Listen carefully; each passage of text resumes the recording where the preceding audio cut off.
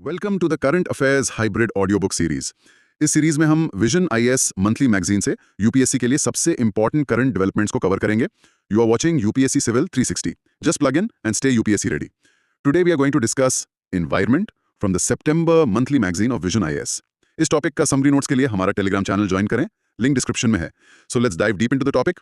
आज हमारे सोर्सेज पर्यावरण से जुड़े कई जरूरी डेवलपमेंट्स पर रोशनी डाल रहे हैं। इसमें समंदर की गहराइयों से जुड़ी हाई सीज ट्रीटी से लेकर भारत में विकास और पर्यावरण के संतुलन की जो जद्दोजहद है, एनवायरमेंटल इंपैक्ट असेसमेंट यानी ईआईए, फिर एनवायरमेंट ऑडिट के नए नियम, वन संरक्षण कानून में बदलाव, ग्रीन क्रेडिट्स की नई व्यवस्था, काफी कुछ है। हाँ, और जियोथर्मल एनर्जी पर पहली नेशनल पॉलिसी, बायोटेक्नोलॉजी में नई पहल और हमारी नदियों के प्रदूषण की ताज़ा स्थिति, ये सभी शामिल है। बिल्कुल, तो चलिए इन सब पर एक गहरी नजर डालते हैं। शुरुआत करते हैं यूएन की हाई सीज ट्रीटी से। इसे बीबीएनजे एग्रीमेंट भी कहा जाता है और ये आजकल काफी सुर्खियों में है। बिल्कुल, ये संधि जिसका फॉर्मल नाम है biodiversity beyond national jurisdiction agreement, मतलब बीबीएनजे एग्रीमेंट, अब लागू होने के बहुत करीब है।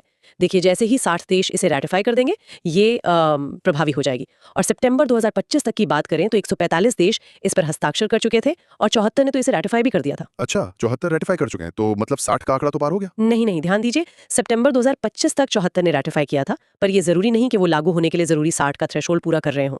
संधि लागू होने की शर्त है 60वां रेटिफिकेशन डिपॉजिट होने के 120 दिन बाद। तो हो सकता है प्रक्रिया अभी चल रही हो, लेकिन हाँ, आंकड़ा काफी करीब है। समझ गया। और भारत का क्या रुख है इस पर? क्या हम इसमें शामिल हैं? देखिए, भारत ने इस पर हस्ताक्षर तो किए हैं, साइन किया है, लेकिन अभी तक इसे रैटिफाई मतलब अपनी संसद से पारित नहीं किया है। और इस ट्रीटी का मुख्य उद्देश्य क्या है? बीबीएनजे मतलब बायोडायवर्सिटी बियॉन्ड नेशनल जुरिस्डिक्शन। हाँ, बिल्कुल, इसका मेन एम है राष्ट्रीय अधिकार क्षेत्र से परे के समुद्री इलाके, जिन्हें एरियाज बियॉन्ड नेशनल जुरिस्डिक्शन या एबीएनजे कहते हैं, वहाँ के समुद्री जैव विविधता मतलब मरीन बायोडायवर्सिटी का संरक्षण करना और साथ ही उसका टिकाऊ इस्तेमाल सस्टेनेबल यूज सुनिश्चित करना। और ये एबीएनजे कौन से इलाके होते हैं? ये वो इलाके हैं जो किसी भी देश के एक्सक्लूसिव इकोनॉमिक जोन यानी ईईजी, जो तट से 200 नॉटिकल मील तक होता है, उसके आगे के खुले समुद्र के इलाके हैं, हाई सीज जिसे कहते हैं। अच्छा, मतलब जो किसी देश का नहीं है वो सबका है, उसको बचाने की बात है। और ये कानूनी तौर पर कहाँ बैठती है? इसका आधार क्या है? ये United Nations convention on the law of the sea यानी यूएनसीएलओएस के तहत लागू होने वाला तीसरा इम्प्लीमेंटेशन एग्रीमेंट है।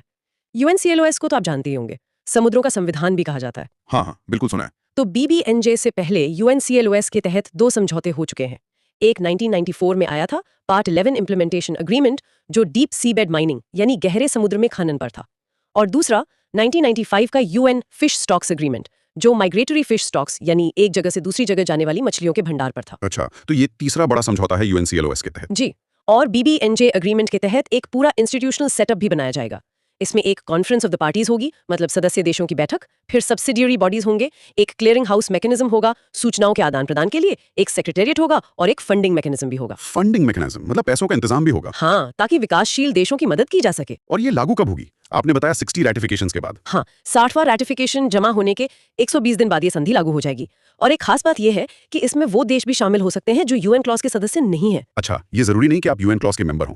तो इस संधि के सबसे महत्वपूर्ण पहलू क्या हैं? मतलब किन बातों पर मुख्य ध्यान दिया गया है? इसके पिलर्स क्या हैं? देखिए, इसके 4 मुख्य स्तंभ या की पिलर्स हैं। पहला, मरीन प्रोटेक्टेड एरियाज यानी एमपीएस स्थापित करना, मतलब खुले समुद्र में ऐसे संरक्षित क्षेत्र बनाना जहां मानवीय गतिविधियां सीमित होंगी, ताकि वहां के इकोसिस्टम्स को बचाया जा सके। ये लीगली रिकॉग्नाइज्ड जोन्स होंगे। एमपीएस इन हाई सीज, ये तो बहुत बड़ा कदम है। बिल्कुल। दूसरा पिलर है मरीन जेनेटिक रिसोर्सेज यानी एमजीआर से होने वाले लाभों का समान बंटवारा सुनिश्चित करना। एमजीआर ये क्या होते हैं? ये समुद्री जीवों जैसे कि बैक्टीरिया, कोरल, गहरे समुद्री स्पंज वगैरह से मिलने वाले जेनेटिक मटेरियल्स हैं। इनका इस्तेमाल दवाइयां बनाने, कॉस्मेटिक्स, खाने की चीजें और बायोटेक्नोलॉजी में होता है।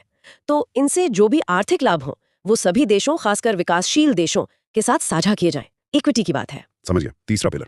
तीसरा है capacity building and technology transfer, मतलब विकासशील देशों की क्षमता बढ़ाना, उन्हें मरीन रिसर्च और मैनेजमेंट के लिए जरूरी टेक्नोलॉजी, स्किल्स और ट्रेनिंग में सहायता देना। ये भी बहुत जरूरी है। और चौथा है एनवायरमेंटल इम्पैक्ट असेसमेंट्स यानी EIAs को अनिवार्य करना, मतलब हाई सीज में कोई भी गतिविधि जैसे डीप सी माइनिंग या बड़ी इंफ्रास्ट्रक्चर परियोजना शुरू करने से पहले उसके संभावित पर्यावरणीय प्रभाव का आकलन करना होगा, और ये आकलन पारदर्शी तरीके से साझा भी करना होगा। तो मतलब कोई भी जाके हाई सीज में कुछ भी नहीं कर पाएगा, पहले EIA कराना होगा? हाँ, बिल्कुल, नियम कड़े किए जा रहे हैं। तो ये संधि समुद्र के एक बहुत बड़े हिस्से को, जो अब तक काफी हद तक अनरेगुलेटेड था, उसे एक तरह से नियंत्रित करने की कोशिश है। इसका महत्व क्या है? सिग्निफिकेंस क्या है? इसका महत्व बहुत ज्यादा है। देखिए, सबसे पहले तो ये ओशन गवर्नेंस में एक बहुत बड़ी कमी को पूरा करती है। हाई सीज पृथ्वी की सतह का लगभग आधा हिस्सा है और समुद्र के आयतन का 95%। सोचिए, और अभी तक इसका सिर्फ 1% हिस्सा ही संरक्षित है। सिर्फ 1%, ये तो वाकई बहुत कम है। बिल्कुल। दूसरा, ये संधि इक्विटी यानी समानता को बढ़ावा देती है। विकासशील देश और छोटे द्वीप राष्ट्र जैसे वैनुअटू, जिनकी आवाज पहले कम सुनी जाती थी, उनकी उचित भागीदारी सुनिश्चित करने की कोशिश है, खासकर MGRS के लाभों के बंटवारे में। ये फेयरनेस वाला एंगल महत्वपूर्ण है। तीसरा, ये क्लाइमेट गोल्स का समर्थन करती है। स्वस्थ समुद्र कार्बन सोखने में मदद करते हैं, तो समुद्र को बचाने से क्लाइमेट चेंज और ओशन एसिडिफिकेशन को कम करने में मदद मिलेगी। और ये पोल्यूटर पेज सिद्धांत पर भी जोर देती है। Polluter page. हाँ, जो प्रदूषण करे वो भुगतान करे। जी। चौथा, ये इंडिजिनस नॉलेज यानी स्वदेशी समुदायों के पारंपरिक ज्ञान का सम्मान करती है और उसे डिसीजन मेकिंग में शामिल करने की बात करती है, क्योंकि अक्सर उनके पास समुद्री पर्यावरण का गहरा ज्ञान होता है। ये भी एक अच्छी बात है। और कोई सिग्निफिकेंस? हाँ, ये सस्टेनेबल डेवलपमेंट गोल 14 यानी लाइफ बिलो वाटर को आगे बढ़ाने में मदद करेगी। और जो 30-30 टारगेट है, 2030 तक दुनिया की 30% भूमि और 30% समुद्र की रक्षा करना, उसे हासिल करने के लिए ये संधि बहुत जरूरी है। 30-30 टारगेट, हाँ ये लक्ष्य तो काफी महत्वाकांक्षी है। बिल्कुल। और हाई सीज के बिना ये लक्ष्य पूरा नहीं हो सकता। भारत के लिए इसके क्या मायने हैं? आपने कहा भारत ने अभी रेटिफाई नहीं किया है, लेकिन फिर भी देखिए, भारत के लिए ये UN क्लॉज के प्रति उसकी प्रतिबद्धता को मजबूत करता है, जिसे Bharat constitution of the oceans मानता है। साथ ही ये भारत की अपनी ब्लू इकोनॉमी पॉलिसी और डीप ओशन मिशन के लक्ष्यों के साथ भी मेल खाता है। अगर भारत इसे रेटिफाई करता है तो उसे MGR से होने वाले लाभों में हिस्सेदारी मिल सकती है और नई समुद्री टेक्नोलॉजी तक पहुंच भी आसान हो सकती है। तो फायदे तो हैं, लेकिन सुनने में तो ये सब बहुत अच्छा लगता है। क्या इसके सामने कुछ चुनौतियां भी हैं, चैलेंजेस? हाँ, चुनौतियां तो कई हैं। सबसे बड़ी चुनौती है यूनिवर्सल रेटिफिकेशन की कमी, मतलब सभी प्रमुख देशों द्वारा इसे रेटिफाई न किया जाना। जैसे अमेरिका, चीन, रूस और भारत जैसे बड़े देशों ने अभी तक इसे रेटिफाई नहीं किया है। जब तक ये बड़े खिलाड़ी पूरी तरह शामिल नहीं होते, इसकी प्रभावशीलता पर सवाल रहेगा। हाँ, ये तो है। और दूसरी चुनौती है MPAs बनाने में राष्ट्रीय हितों का टकराव, खासकर उन इलाकों में जहां समुद्री सीमा को लेकर विवाद है, जैसे साउथ चाइना सी। वहां MPA बनाना आसान नहीं होगा। सही बात है। इन्फोर्समेंट का क्या इसे लागू करना आसान होगा? ये एक और बड़ी चुनौती है। इसका इन्फोर्समेंट मैकेनिज्म थोड़ा कमजोर दिख रहा है। कोई स्वतंत्र निगरानी संस्था नहीं है। ज्यादातर जिम्मेदारी देशों के ध्वजवाहक जहाजों, फ्लैग स्टेट्स पर निर्भर करेगी। अब अगर कोई फ्लैग स्टेट लापरवाही करता है तो क्या होगा? मतलब निगरानी कमजोर रह सकती है। हाँ, फिर MGRS से होने वाले लाभों के अनिवार्य खुलासे की कमी भी एक मुद्दा है। कंपनियां शायद अपनी खोजों से होने वाले लाभ को पूरी तरह न बताएं। और विकासशील देशों के लिए पर्याप्त वित्तीय और तकनीकी सहायता जुटाना भी एक चैलेंज होगा। हाई सीज की निगरानी वैसे भी बहुत महंगी और मुश्किल होती है। चुनौतियां तो गंभीर हैं। तो आगे क्या करने की जरूरत है? वे फॉरवर्ड क्या है इसे सफल बनाने के लिए? सबसे पहले तो ज्यादा से ज्यादा देशों, खासकर बड़े देशों को इसे रेटिफाई करने के लिए प्रोत्साहित करना होगा। इसके लिए UNGA, G20, UN ocean conferences जैसे मंचों का इस्तेमाल करना चाहिए। डिप्लोमेसी की जरूरत है, बिल्कुल। दूसरा, इन्फोर्समेंट को मजबूत करना होगा। शायद UN की देखरेख में एक ग्लोबल मॉनिटरिंग सिस्टम बनाना पड़े, जिसमें सैटेलाइट इमेजरी और दूसरी टेक्नोलॉजीज का इस्तेमाल हो। टेक्नोलॉजी का इस्तेमाल, हाँ। तीसरा, संभावित टकरावों को हल करने के लिए क्षेत्रीय सहयोग, रीजनल कोऑपरेशन के ढांचों जैसे ASEAN या Indian ocean rim association IORA का इस्तेमाल करना चाहिए। Regional approach. ठीक है। चौथा, विकासशील देशों का समर्थन बढ़ाना होगा। इसके लिए global environment facility, UNDP oceans programme, green climate fund जैसे मौजूदा तंत्रों का इस्तेमाल किया जा सकता है। ये नए फंड भी बनाए जा सकते हैं। फंडिंग की है। जी हाँ। और पांचवा, एनवायरमेंटल सेफगार्ड्स को और मजबूत करना होगा, जैसे EIA के दायरे को बढ़ाकर उसमें आकस्मिक घटनाओं जैसे ऑयल स्पिल्स या माइनिंग मिसहैप्स को भी शामिल करना चाहिए। ये तो जरूरी सुझाव हैं। चलिए अब समुद्र की गहराइयों से निकलकर जमीन पर आते हैं। भारत में विकास और पर्यावरण के बीच का जो द्वंद्व है वो अक्सर देखने को मिलता है। हाल ही में उत्तराखंड का नेताला बाईपास मामला काफी सुर्खियों में था। हाँ, ये मामला सस्टेनेबल डेवलपमेंट मतलब सतत विकास और स्थानीय लोगों की जरूरतों के बीच संतुलन बनाने की चुनौती का एक बहुत ही सटीक उदाहरण है। हुआ ये कि उत्तराखंड सरकार ने Bhagirathi eco sensitive zone ESZ में नेताला बाईपास बनाने को सैद्धांतिक मंजूरी दे दी है। लेकिन इसमें विवाद क्या है? विवाद ये है कि पहले सुप्रीम कोर्ट द्वारा नियुक्त एक हाई पावर्ड कमेटी ने इसी परियोजना को पारिस्थितिकी और सामाजिक चिंताओं के कारण खारिज कर दिया था। कमेटी ने कहा था कि इलाका बहुत संवेदनशील है। मिनिस्ट्री ऑफ डिफेंस ने इसे रणनीतिक रूप से महत्वपूर्ण बताया है, लेकिन विशेषज्ञ लगातार चेतावनी दे रहे हैं कि यहाँ ढलानों के अस्थिर होने और जमीन धंसने, स्लोप इंस्टेबिलिटी एंड सबसाइडेंस का गंभीर खतरा है। पास में ही धाराली में पहले बाढ़ आ चुकी है। तो मतलब सुरक्षा जरूरतें और पर्यावरण स्थानीय चिंताएं आमने सामने हैं। बिल्कुल। ये मुद्दा नेशनल सिक्योरिटी, सस्टेनेबल डेवलपमेंट और लोकल कम्युनिटी की नीड्स के बीच के जटिल संघर्ष को दिखाता है। ये इको सेंसिटिव जोन्स क्या होते हैं, जरा संक्षेप में बताइए। आपने भागीरथी ESZ का जिक्र किया। देखिए, ESZs किसी प्रोटेक्टेड एरिया जैसे नेशनल पार्क या वाइल्ड लाइफ सैंक्चुरी के आसपास के नाजुक संवेदनशील इलाके होते हैं। इन्हें केंद्र सरकार एनवायरमेंट प्रोटेक्शन एक्ट 1986 के तहत अधिसूचित करती है। अच्छा, केंद्र सरकार करती है। हाँ, इनका मकसद होता है प्रोटेक्टेड एरिया के इकोसिस्टम पर मानवीय गतिविधियों के बुरे असर को कम करना। एक तरह से ये बफर जोन का काम करते हैं। बफर जोन, समझ गया। SEZ गाइडलाइंस के अनुसार इनमें कुछ गतिविधियां पूरी तरह प्रतिबंधित होती हैं, जैसे कमर्शियल माइनिंग या प्रदूषण फैलाने वाले उद्योग। कुछ विनियमित होती हैं, जैसे पेड़ काटना, होटल या रिजॉर्ट बनाना। और कुछ की अनुमति होती है, जैसे स्थानीय लोगों द्वारा पहले से चली आ रही खेती, बागवानी या डेयरी फार्मिंग। ठीक है, तो ये विकास और लोगों की जरूरतों के बीच टकराव पैदा क्यों होता है, खासकर पर्यावरण संरक्षण के संदर्भ में, जैसे नेताला बाईपास मामले में दिख रहा है? इसके कई कारण हैं। पहला तो है इकोनॉमिक डिपेंडेंस। बहुत सारे समुदाय, खासकर आदिवासी, चरवाहे, छोटे किसान, अपनी रोजी रोटी के लिए सीधे तौर पर प्राकृतिक संसाधनों पर निर्भर होते हैं। अब जैसे नेशनल पार्क्स में चराई पर रोक लगती है या पर्यावरण नियमों के कारण छोटे उद्योग जैसे ईंट भट्टे या टेक्सटाइल यूनिट बंद होते हैं, तो उनका रोजगार चला जाता है। हाँ, उनकी आजीविका पर सीधा असर पड़ता है। बिल्कुल। दूसरा कारण है डेवलपमेंट एंड डिस्प्लेसमेंट। बड़ी विकास परियोजनाएं जैसे बांध, सड़कें, खनन या आजकल रिन्यूएबल एनर्जी प्रोजेक्ट्स के लिए भी जमीन चाहिए होती है। अनुमान है कि भारत की 40% से ज्यादा आदिवासी आबादी ऐसी परियोजनाओं के कारण विस्थापित हुई है। इससे न सिर्फ उनकी आजीविका जाती है, बल्कि उनका सांस्कृतिक विस्थापन भी होता है। 40%, ये तो बहुत बड़ा आंकड़ा है। जी। तीसरा है national interest versus local rights का मुद्दा। कई बार राष्ट्रीय हित या रणनीतिक महत्व के नाम पर स्थानीय समुदायों के अधिकारों और चिंताओं को नजरअंदाज कर दिया जाता है। जैसे EIA 2016 में संशोधन करके क्रिटिकल या एटॉमिक मिनरल माइनिंग को पब्लिक कंसल्टेशन से छूट दे दी गई, या फिर वन संरक्षण एवं संवर्धन अमेंडमेंट रूल्स 2025 आए हैं, जिनमें कॉम्पनसेटरी अफॉरेस्टेशन के नियमों में ढील दी गई और स्थानीय सहमति की भूमिका को कमजोर किया गया। इन नियमों पे हम आगे बात करेंगे। चौथा कारण। चौथा है पॉलिसी एंड गवर्नेंस गैप्स। अक्सर फैसले टॉप डाउन तरीके से लिए जाते हैं, जिनमें स्थानीय लोगों की भागीदारी नहीं होती।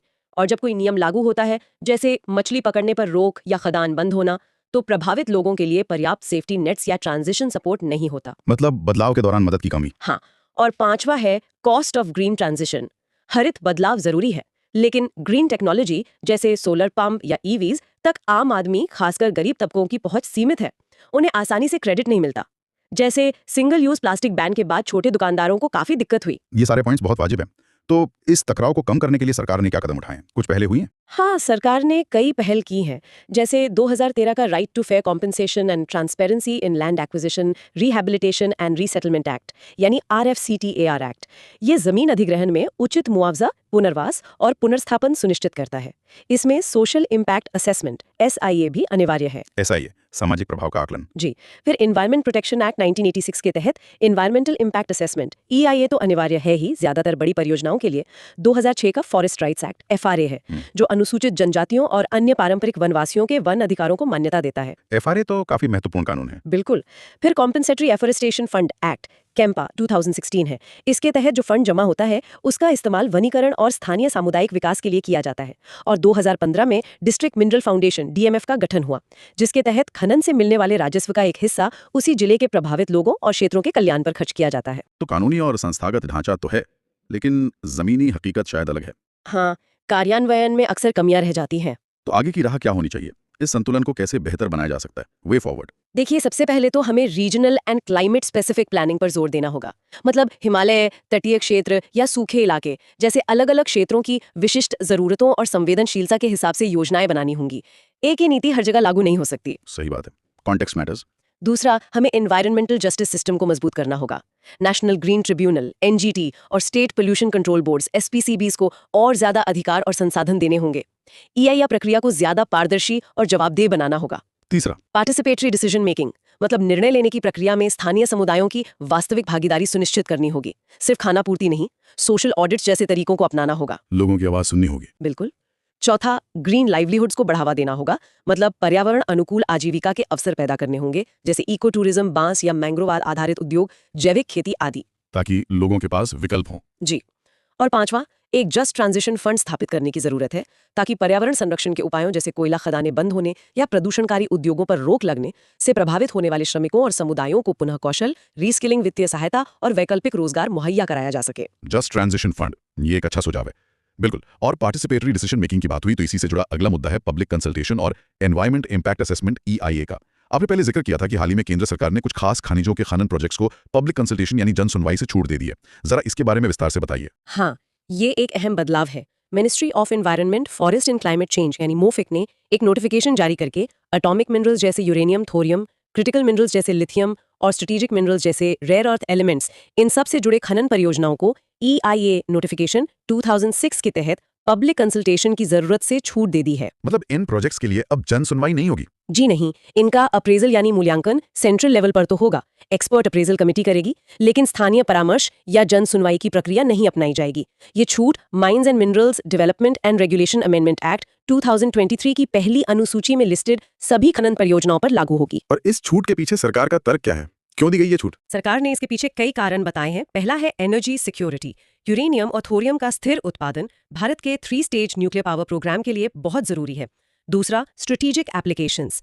REEs रक्षा, अंतरिक्ष, इलेक्ट्रॉनिक्स जैसे रणनीतिक क्षेत्रों के लिए महत्वपूर्ण है। तीसरा, इंपोर्ट डिपेंडेंस कम करना। अभी हम इन खनिजों के लिए चीन, ऑस्ट्रेलिया जैसे कुछ ही देशों पर निर्भर हैं। इस छूट से घरेलू उत्पादन बढ़ेगा। और आर्थिक कारण भी होंगे। हाँ, बिल्कुल। सरकार का मानना है कि इससे अप्रूवल प्रोसेस तेज होगा, ब्यूरोक्रेटिक देरी कम होगी, निवेश आकर्षित होगा और ईज ऑफ डूइंग बिजनेस बढ़ेगा। प्रोजेक्ट्स जल्दी ऑपरेशनल हो पाएंगे।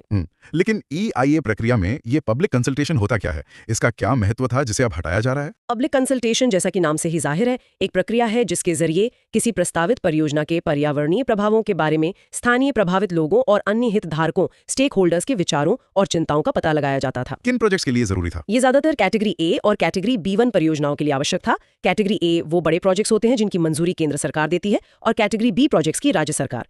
B1 में EIA और कंसल्टेशन दोनों चाहिए होते हैं। और ये होता कैसे था? इसके 2 हिस्से होते थे। एक पब्लिक हियरिंग, जो आमतौर पर परियोजना स्थल पर या उसके नजदीक आयोजित की जाती थी, जहां लोग सीधे अपनी बात रख सकते थे। दूसरा, रिटन रिस्पॉन्सेज, जिसमें संबंधित व्यक्ति या संगठन लिखित में अपनी आपत्तियां या सुझाव भेज सकते थे। इसे स्टेट पोल्यूशन कंट्रोल बोर्ड या union territory pollution control committee आयोजित करता था। तो इसका महत्व क्या था? अक्सर उस जगह की जमीनी हकीकत, जैसे बाढ़ का पैटर्न, भूस्खलन का इतिहास, पानी के स्रोत, स्थानीय जैव विविधता आदि की महत्वपूर्ण साइट स्पेसिफिक जानकारी होती थी। ये जानकारी परियोजना के डिजाइन को बेहतर बनाने और संभावित जोखिमों को कम करने में मदद कर सकती थी। साथ ही ये लोगों को अपनी चिंताएं व्यक्त करने का एक मंच देता था। समझ गया। तो अब इस छूट को लेकर चिंताएं क्या जताई जा रही हैं? कंसर्न्स क्या है? चिंताएं कई हैं और गंभीर हैं। पहली चिंता है एनवायरमेंटल गवर्नेंस का कमजोर होना। पब्लिक कंसल्टेशन EIA प्रक्रिया का एक अहम हिस्सा था। इसे हटाने से EIA 2006 का जो कानूनी जनादेश है वो कमजोर होता है। कुछ लोगों का मानना है कि ये संविधान के article 21 right to life in clean environment और article 48A protection of environment की भावना का भी उल्लंघन है। और आकलन की गुणवत्ता पर असर? बिल्कुल। दूसरी चिंता यही है कि अप्रेजल की क्वालिटी में कमी आ सकती है। जब आप स्थानीय ज्ञान यानी लोकल नॉलेज की अनदेखी करते हैं तो खराब योजना और डिजाइन का खतरा बढ़ जाता है। जैसा आपने नाथला बाईपास का जिक्र किया या 2023 में सिल्कियारा टनल का ढहना, वो परियोजना भी EIA से छूट प्राप्त थी। स्थानीय चेतावनियों को शायद नजरअंदाज किया गया। ओह, ये तो गंभीर बात है। तीसरी चिंता है सामाजिक संघर्ष में वृद्धि। जब स्थानीय समुदायों को लगता है कि उनकी बात नहीं सुनी जा रही और फैसले ऊपर से थोपे जा रहे हैं, तो विरोध प्रदर्शन, मुकदमेबाजी और अशांति की आशंका बढ़ जाती है। तमिलनाडु के स्टेरिलाइट कॉपर प्लांट का मामला इसका एक उदाहरण है, जहां जन विरोध के बाद प्लांट बंद करना पड़ा। शुरुआती जुड़ाव की कमी बाद में बड़े संघर्ष का रूप ले सकती है। हाँ, ये देखा गया है कई मामलों में। चौथी चिंता है पार्टिसिपेटरी गवर्नेंस का कमजोर होना। पब्लिक कंसल्टेशन पारदर्शिता, ट्रांसपेरेंसी और जवाबदेही, अकाउंटेबिलिटी सुनिश्चित करने का एक जरिया था। इसे हटाने से ये सिद्धांत कमजोर होते हैं। और पांचवी चिंता ये है कि ये कदम रियो डिक्लेरेशन 1992 और आर्हस कन्वेंशन 1998 जैसी अंतर्राष्ट्रीय प्रतिबद्धताओं के संभावित उल्लंघन में जा सकता है।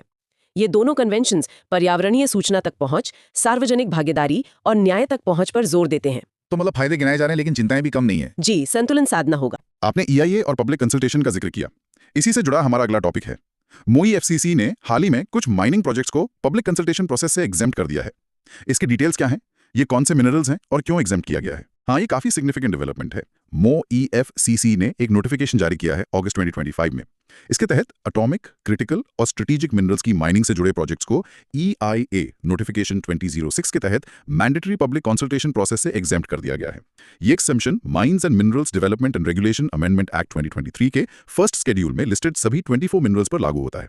इसमें यूरेनियम, थोरियम जैसे एटॉमिक मिनरल्स हैं, लिथियम, कोबाल्ट, निकल, ग्राफाइट, टाइटेनियम जैसे क्रिटिकल मिनरल्स हैं जो बैटरीज, इलेक्ट्रॉनिक्स, डिफेंस में यूज होते हैं, और रेयर अर्थ एलिमेंट्स REEs भी शामिल हैं। अच्छा, 24 मिनरल्स की पूरी लिस्ट एग्जेम्प्ट हो गई है पब्लिक कंसल्टेशन से। जी, इन मिनरल्स की प्रोस्पेक्टिंग या माइनिंग से जुड़े प्रोजेक्ट्स के लिए अब पब्लिक कंसल्टेशन नहीं होगी। एनवायरमेंटल अप्रेजल तो central level expert appraisal committee करेगी, टेक्निकल असेसमेंट होगा, लेकिन प्रोजेक्ट अप्रूवल से पहले लोकल कम्युनिटी से पब्लिक हियरिंग या रिटन रिस्पॉन्सेज लेने की जरूरत नहीं होगी। इस एग्जेम्पशन का स्टेटेड ऑब्जेक्टिव क्या बताया गया है? सरकार इसे क्यों जरूरी मान रही है? What's the rational? गवर्नमेंट का कहना है कि इसका ऑब्जेक्टिव इन स्ट्रेटेजिकली इंपॉर्टेंट मिनरल्स के एक्सप्लोरेशन और प्रोडक्शन को फास्ट ट्रैक करना है, इन्वेस्टमेंट अट्रैक्ट करना है और देश की मिनरल सिक्योरिटी को स्ट्रेंथन करना है। ये मेन आर्ग्यूमेंट्स हैं। इसके पीछे स्पेसिफिक रीजंस दिए गए हैं। पहला है एनर्जी सिक्योरिटी। इंडिया का 3 स्टेज न्यूक्लियर पावर प्रोग्राम है, उसके लिए यूरेनियम और थोरियम का डोमेस्टिक प्रोडक्शन बढ़ाना जरूरी है। ये मिनरल्स उसी लिस्ट में है। न्यूक्लियर प्रोग्राम के लिए ओके। दूसरा strategic applications, defence, space technology, advanced electronics, semiconductors, high performance magnets, batteries, इन सब के लिए क्रिटिकल मिनरल्स जैसे लिथियम, कोबाल्ट, REEs बहुत जरूरी हैं। इनकी डोमेस्टिक सप्लाई चेन सिक्योर करनी है। तीसरा रिड्यूसिंग इंपोर्ट डिपेंडेंस। अभी हम इन क्रिटिकल मिनरल्स के लिए काफी हद तक इंपोर्ट्स पर निर्भर है, खासकर चाइना, ऑस्ट्रेलिया जैसे देशों से। डोमेस्टिक प्रोडक्शन बढ़ाने से इंपोर्ट डिपेंडेंस कम होगी, सप्लाई चेन डिसरप्शंस का रिस्क घटेगा। आत्मनिर्भर भारत की तरफ एक कदम। गवर्नमेंट का यही कहना है। चौथा रीजन है economic and operational benefits. Public consultation process को बाईपास करने से प्रोजेक्ट अप्रूवल्स में लगने वाला टाइम कम होगा, ब्यूरोक्रेटिक डिलेज घटेंगे। इससे प्राइवेट और फॉरेन इन्वेस्टमेंट अट्रैक्ट होगा और overall ease of doing business improve होगी, प्रोजेक्ट्स जल्दी लगेंगे। ठीक है, ये ऑब्जेक्टिव्स तो समझ आते हैं स्ट्रेटेजिक पर्सपेक्टिव से, लेकिन पब्लिक कंसल्टेशन EIA प्रोसेस का एक अहम हिस्सा माना जाता है। ये होता क्या है एग्जैक्टली थोड़ा सा डिटेल में बताएं। पब्लिक कंसल्टेशन, जैसा कि नाम से जाहिर है, EIA प्रोसेस का वो स्टेज है जहां प्रपोज प्रोजेक्ट के पोटेंशियल एनवायरमेंटल इंपैक्ट्स के बारे में लोकल अफेक्टेड पर्संस, LAPs और अदर स्टेक होल्डर्स जैसे एनवायरमेंटल ग्रुप्स, NGOs, एक्सपर्ट्स के व्यूज, कंसर्न्स और सजेशंस लिए जाते हैं। उनसे पूछा जाता है। EIA नोटिफिकेशन 2006 के तहत ये ज्यादातर कैटेगरी A प्रोजेक्ट्स जिन्हें सेंट्रल क्लियरेंस चाहिए और कैटेगरी B1 प्रोजेक्ट्स जिन्हें स्टेट लेवल क्लियरेंस चाहिए और EIA रिपोर्ट बनानी होती है के लिए मैंडेटरी है। कैटेगरी A और B1 के लिए ओके। इसके 2 कंपोनेंट होते हैं। पहला पब्लिक हियरिंग। ये प्रोजेक्ट साइट या उसके आसपास डिस्ट्रिक्ट मैजिस्ट्रेट की सुपरविजन में कंडक्ट की जाती है। इसमें लोग आकर अपनी बात रखते हैं। दूसरा रिटन रिस्पॉन्सेज। इसमें इंटरेस्टेड पर्संस अपने कमेंट्स कॉम्पिटेंट अथॉरिटी को लिखित में भेज सकते हैं। स्टेट पोल्यूशन कंट्रोल बोर्ड या union territory pollution control committee public consultation process conduct करने और उसकी रिपोर्ट रेगुलेटरी अथॉरिटी को 45 डेज के अंदर फॉरवर्ड करने के लिए रिस्पॉन्सिबल होती है। ये रिपोर्ट डिसीजन मेकिंग में कंसिडर की जाती है। तो इस क्रूशियल स्टेप को जहां लोकल लोगों की आवाज सुनी जाती है, उसे बाईपास करने को लेकर कंसर्न्स क्या उठाई जा रहे हैं? What are the criticisms? Concerns काफी गंभीर हैं और एनवायरमेंट गवर्नेंस के कोर प्रिंसिपल से जुड़े हुए हैं। पहला कंसर्न है dilution of environmental governance. Critics का मानना है कि ये एग्जेम्पशन EIA 2006 के लीगल मैंडेट को वीकन करता है। ये एक प्रेसिडेंट सेट कर सकता है कि फ्यूचर में और भी प्रोजेक्ट्स को एग्जेम्प्ट कर दिया जाए। ये कॉन्स्टिट्यूशन के आर्टिकल 21 राइट टू लाइफ, जिसमें right to a clean environment शामिल है, और article 48A state's duty to protect environment की स्पिरिट के खिलाफ जा सकता है। गवर्नेंस वीकन होने का डर है। दूसरा कंसर्न है reduced quality of environmental appraisal. Local communities के पास अक्सर valuable traditional ecological knowledge TEK और साइट स्पेसिफिक इन्फॉर्मेशन होती है। उन्हें पता होता है कहाँ पानी बढ़ता है, कहाँ लैंडस्लाइड का खतरा है, कौन से जानवर कहाँ रहते हैं। पब्लिक कंसल्टेशन हटाने से ये वाइटल इनपुट मिस हो जाएगा। इससे एनवायरमेंटल असेसमेंट इनकम्प्लीट रह सकता है और पुअर एनवायरमेंटल प्लानिंग का रिस्क बढ़ सकता है। सिल्कियारा टनल कोलैप्स, चार धाम प्रोजेक्ट 2023, जिसे EIA से एग्जेम्प्ट किया गया था, एक कॉशनरी एग्जाम्पल की तरह देखा जा रहा है। लोकल नॉलेज मिस हो जाएगा, ये इंपॉर्टेंट पॉइंट है। तीसरा increase potential for social conflict. जब लोकल कम्युनिटीज को लगता है कि उन्हें डिसीजन मेकिंग प्रोसेस से एक्सक्लूड किया जा रहा है, उनकी कंसर्न्स नहीं सुनी जा रही हैं, तो प्रोजेक्ट्स के खिलाफ ऑपोजिशन बढ़ता है, प्रोटेस्ट होते हैं, लिटिगेशन होती है, सोशल अनरेस्ट बढ़ सकता है। Sterlite copper plant closure Tamil Nadu का मामला दिखाता है कि अर्ली एंगेजमेंट की कमी कॉन्फ्लिक्ट को कैसे एस्केलेट कर सकती है। कंसल्टेशन एक सेफ्टी वाल्व की तरह काम करता है। कॉन्फ्लिक्ट बढ़ सकता है। चौथा कंसर्न है weakening of participatory democracy and governance. Public consultation transparency और अकाउंटेबिलिटी इंश्योर करने का एक की टूल है। इसे हटाने से डिसीजन मेकिंग प्रोसेस ओपेक हो सकता है। कम्युनिटीज को उन प्रोजेक्ट्स के बारे में अनइन्फॉर्म्ड रखा जा सकता है जो उनके एनवायरमेंट, हेल्थ और लाइवलीहुड को डायरेक्टली अफेक्ट करते हैं। ये डेमोक्रेटिक प्रिंसिपल्स के अगेंस्ट जाता है। पार्टिसिपेटरी गवर्नेंस कमजोर होगी। जो 1992 का सिग्नेटरी है, उसका principle 10 public participation in environmental matters पर जोर देता है। आहोस कन्वेंशन 1998, हालांकि इंडिया इसका पार्टी नहीं है, पर ये access to information, public participation और access to justice in environmental matters के ग्लोबल नॉर्म्स सेट करता है। ये एग्जेम्पशन इन इंटरनेशनल प्रिंसिपल्स की स्पिरिट के खिलाफ जा सकता है। इंटरनेशनल कमिटमेंट्स पर भी सवाल उठ सकते हैं। ये कंसर्न्स वाकई इंपॉर्टेंट है। EIA प्रोसेस के बारे में थोड़ा और बैकग्राउंड दे सकते हैं। इंडिया में ये कब शुरू हुआ था और इसका बेसिक स्ट्रक्चर क्या है? जरूर। इंडिया में एनवायरमेंटल इंपैक्ट असेसमेंट EIA की फॉर्मल शुरुआत तो 1994 में हुई, जब एनवायरमेंट प्रोटेक्शन एक्ट 1986 के तहत पहला EIA नोटिफिकेशन जारी किया गया। हालांकि इनफॉर्मली रिवर वैली प्रोजेक्ट्स के लिए असेसमेंट 1970s के आखिर से ही हो रहा था। करंट फ्रेमवर्क EIA नोटिफिकेशन 2006 पर बेस्ड है, जिसे टाइम टू टाइम अमेंड किया गया है। इसका मेन ऑब्जेक्टिव, जैसा हमने बात की, प्रपोज डेवलपमेंटल प्रोजेक्ट्स के पोटेंशियल एनवायरमेंटल, सोशल, कल्चरल और हेल्थ इंपैक्ट्स को प्रोजेक्ट प्लानिंग स्टेज में ही आइडेंटिफाई, प्रेडिक्ट, इवैल्यूएट और मिटिगेट करना है, ताकि एनवायरमेंटली साउंड और सस्टेनेबल डिसीजन मेकिंग हो सके। प्लानिंग स्टेज में असेसमेंट। हाँ, प्रोजेक्ट्स को उनके पोटेंशियल इंपैक्ट के आधार पर कैटेगराइज किया जाता है। कैटेगरी A प्रोजेक्ट्स के इंपैक्ट ज्यादा सिग्निफिकेंट माने जाते हैं। इन्हें सेंट्रल गवर्नमेंट MoEFCC से क्लियरेंस चाहिए होता है और इनके लिए फुल EIA रिपोर्ट और पब्लिक कंसल्टेशन मैंडेटरी होती है। Category B projects state UT level environment impact assessment authority SEIA द्वारा क्लियर किए जाते हैं। इन्हें फर्दर B1 और B2 में बांटा जाता है। B1 प्रोजेक्ट्स को EIA रिपोर्ट और पब्लिक कंसल्टेशन चाहिए होती है, जबकि B2 प्रोजेक्ट्स जिनका इम्पैक्ट कम माना जाता है को इनसे एग्जेम्प्ट रखा जाता है। ये बेसिक स्ट्रक्चर है। Category A, B1, B2।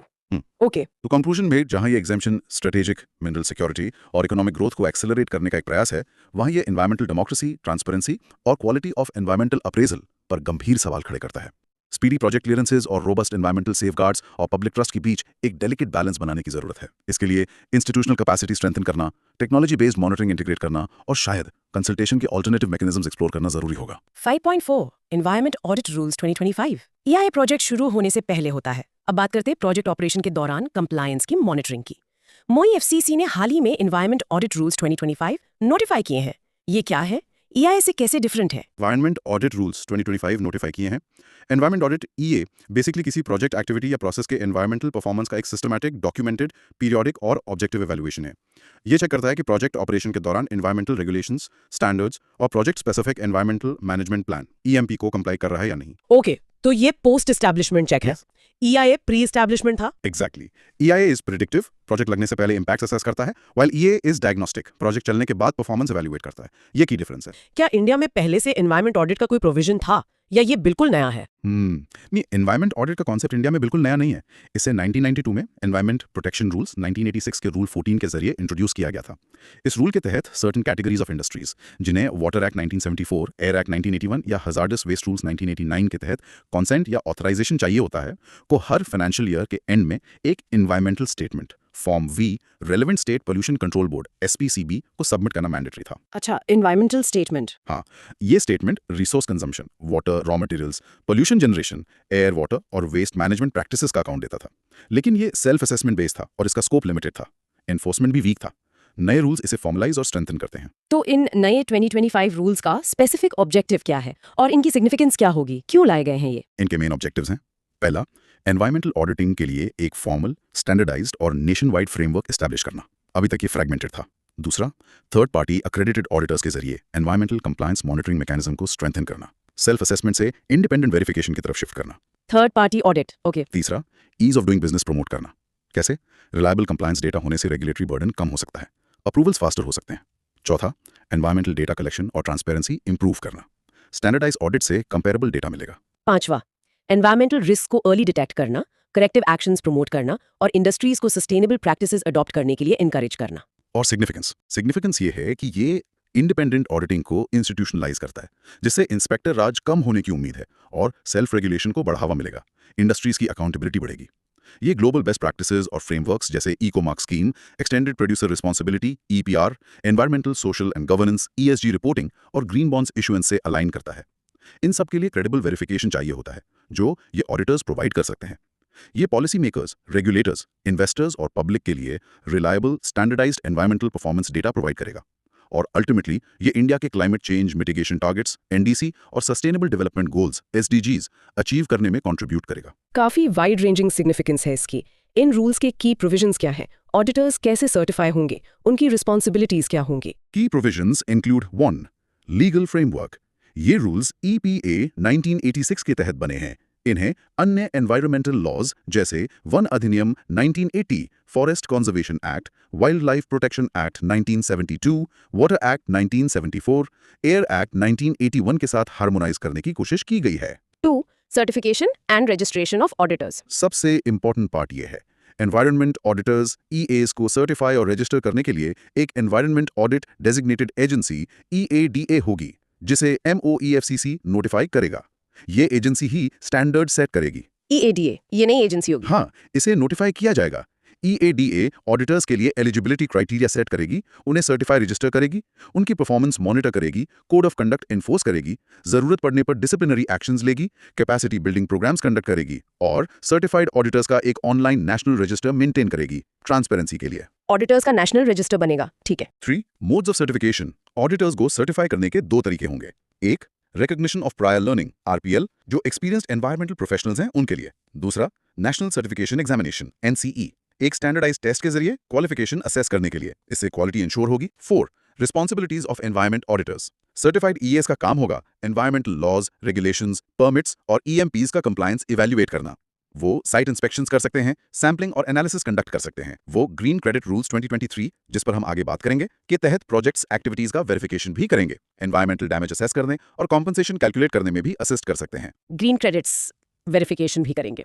Okay. जी, प्रोजेक्ट प्रोपोनेंट्स मतलब कंपनीज या project owners in certified ES को अपनी सेल्फ कंप्लायंस रिपोर्ट्स वेरीफाई करने के लिए या रेगुलेटरी रिक्वायरमेंट्स के अनुसार मैंडेटरी ऑडिट्स कंडक्ट करने के लिए एंगेज कर सकते हैं, जैसे ईआईए क्लियरेंस कंडीशंस का कंप्लायंस ऑडिट। तो कंपनीज इन्हें हायर करेंगी ऑडिट्स के लिए। इन रूल्स के इम्प्लीमेंटेशन से एक्सपेक्टेड आउटकम्स क्या हैं? क्या उम्मीद की जा रही है? उम्मीद है कि ये रूल्स कंजर्वेशन और रिजुविनेशन पॉलिसीज के लिए vital ground level data provide करेंगे। पता चलेगा कि ग्राउंड पर क्या हो रहा है, एनवायरमेंटल गवर्नेंस स्ट्रक्चर और ट्रांसपेरेंसी स्ट्रेंथन होगी। इंडस्ट्रीज में रिसोर्स एफिशिएंसी और पोल्यूशन कंट्रोल मेजर्स अडॉप्ट करने का इंसेंटिव बढ़ेगा, क्योंकि अब इंडिपेंडेंट ऑडिट होगा। ये लाइफ प्रिंसिपल्स को प्रमोट करेंगे और ओवरऑल इंडिया के net zero emission target by 2070 और सस्टेनेबल डेवलपमेंट पाथ में कंट्रीब्यूट करेंगे। कंक्लूजन में, environment audit rules 2025 environmental auditing को इंस्टीट्यूशनलाइज करके इंडस्ट्रियल और डेवलपमेंटल एक्टिविटीज में अकाउंटेबिलिटी, ट्रांसपेरेंसी और सस्टेनेबिलिटी इंश्योर करने की दिशा में एक सिग्निफिकेंट स्टेप है। Implementation is key of course. 5.5 वेनिट संरक्षण एवं संवर्धन amendment rules 2025। Environment audit rules compliance पर फोकस करते हैं। अब बात करते हैं फॉरेस्ट कंजर्वेशन से जुड़े रूल्स की। MoFFC ने वन संरक्षण एवं संवर्धन अमेंडमेंट रूल्स 2025 भी नोटिफाई किए हैं। इनमें क्या मेजर चेंजेस लाए गए हैं और ये वन अधिनियम क्या है? हाँ, MoFFC ने वन संरक्षण एवं संवर्धन रूल्स 2023 को अमेंड करते हुए ये नए रूल्स वन संरक्षण एवं संवर्धन अमेंडमेंट रूल्स 2025 नोटिफाई किए हैं। ये जुलाई 25 में हुआ। ये रूल्स वन संरक्षण एवं संवर्धन अधिनियम 1980 के तहत बनाए गए हैं। यहाँ कंफ्यूजन हो सकता है, तो क्लैरिफाई कर दूं कि फॉरेस्ट कंजर्वेशन एक्ट 1980 का नाम 2023 में बदलकर वन संरक्षण एवं संवर्धन अधिनियम कर दिया गया था। तो ये बेसिकली फॉरेस्ट कंजर्वेशन एक्ट के तहत बने रूल्स का अमेंडमेंट है। अच्छा, तो ये FCA 1980 का ही नया नाम है। ओके। इस 2025 अमेंडमेंट के मेजर हाइलाइट्स क्या है? क्या बदला है? इसमें 3 मुख्य बदलाव हैं। एक, optional notification of compensatory afforestation CA land. पहला बदलाव कंपनसेटरी एफॉरेस्टेशन सीए लैंड के स्टेटस से जुड़ा है। पहले के रूल्स में सीए के लिए दी गई लैंड को प्रोटेक्टेड फॉरेस्ट के रूप में नोटिफाई करना जनरली रिक्वायर्ड था। नए रूल्स इसे ऑप्शनल बनाते हैं। अब सीए के लिए आइडेंटिफाई की गई लैंड या तो डायरेक्टली कंसर्न फॉरेस्ट डिपार्टमेंट को ट्रांसफर की जा सकती है मैनेजमेंट के लिए, या फिर उसे इंडियन फॉरेस्ट एक्ट 1927 या अन्य रेलेवेंट स्टेट लोकल लॉज के तहत प्रोटेक्टेड एरिया नोटिफाई किया जा सकता है। फ्लेक्सिबिलिटी दी गई है। नोटिफिकेशन ऑप्शनल हो गया है। कंपनसेटरी एफॉरेस्टेशन क्या होता है ब्रीफली? कंपनसेटरी एफॉरेस्टेशन का मतलब है जब किसी नॉन फॉरेस्ट पर्पस जैसे इंडस्ट्री, माइनिंग, रोड के लिए फॉरेस्ट लैंड डाइवर्ट की जाती है, तो उसके बदले में यूजर एजेंसी को नॉन फॉरेस्ट लैंड या डिग्रेडेड फॉरेस्ट लैंड पर एफॉरेस्टेशन करना होता है कॉम्पनसेट करने के लिए। Got it. दूसरा हाईलाइट क्या है? दूसरा है special provision for critical and strategic minerals. Mines and minerals development and regulation act 1957 के part D of first schedule में लिस्टेड क्रिटिकल या स्ट्रेटेजिक मिनरल्स जैसे lithium, titanium, beryllium, niobium, zirconium की प्रोस्पेक्टिंग या माइनिंग के लिए अगर फॉरेस्ट लैंड डाइवर्ट होती है, तो यूजर एजेंसी को डाइवर्ट किए गए एरिया से कम दोगुने एरिया की डिग्रेडेड फॉरेस्ट लैंड पर कॉम्पनसेटरी एफॉरेस्टेशन करना होगा। ये कंडीशन डाली गई है। Double the area degraded forest land पर। क्यों? हाँ, इसका स्टेटेड एम है देश की एनर्जी सिक्योरिटी, स्ट्रेटेजिक ऑटोनॉमी और सस्टेनेबल मिनरल एक्सट्रैक्शन को सपोर्ट करना। चूंकि ये मिनरल्स क्रिटिकल हैं, इनके एक्सट्रैक्शन के लिए ये स्पेशल प्रोविजन रखा गया है। हालांकि सीए रिक्वायरमेंट डबल कर दी है। तीसरा बदलाव है working permission for linear projects.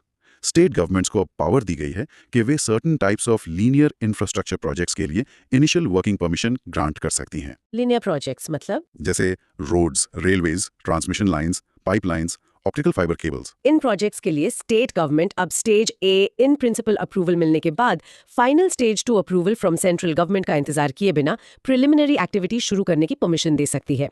In activities में साइट प्रिपरेशन, रोड वर्क, लेकिन ब्लैक टॉपिंग, कंक्रीटाइजेशन छोड़कर रेलवे ट्रैक्स बिछाना, पावर लाइंस इंस्टॉल करना शामिल है। इससे प्रोजेक्ट्स फास्ट ट्रैक होंगे। हाँ, यही एम है।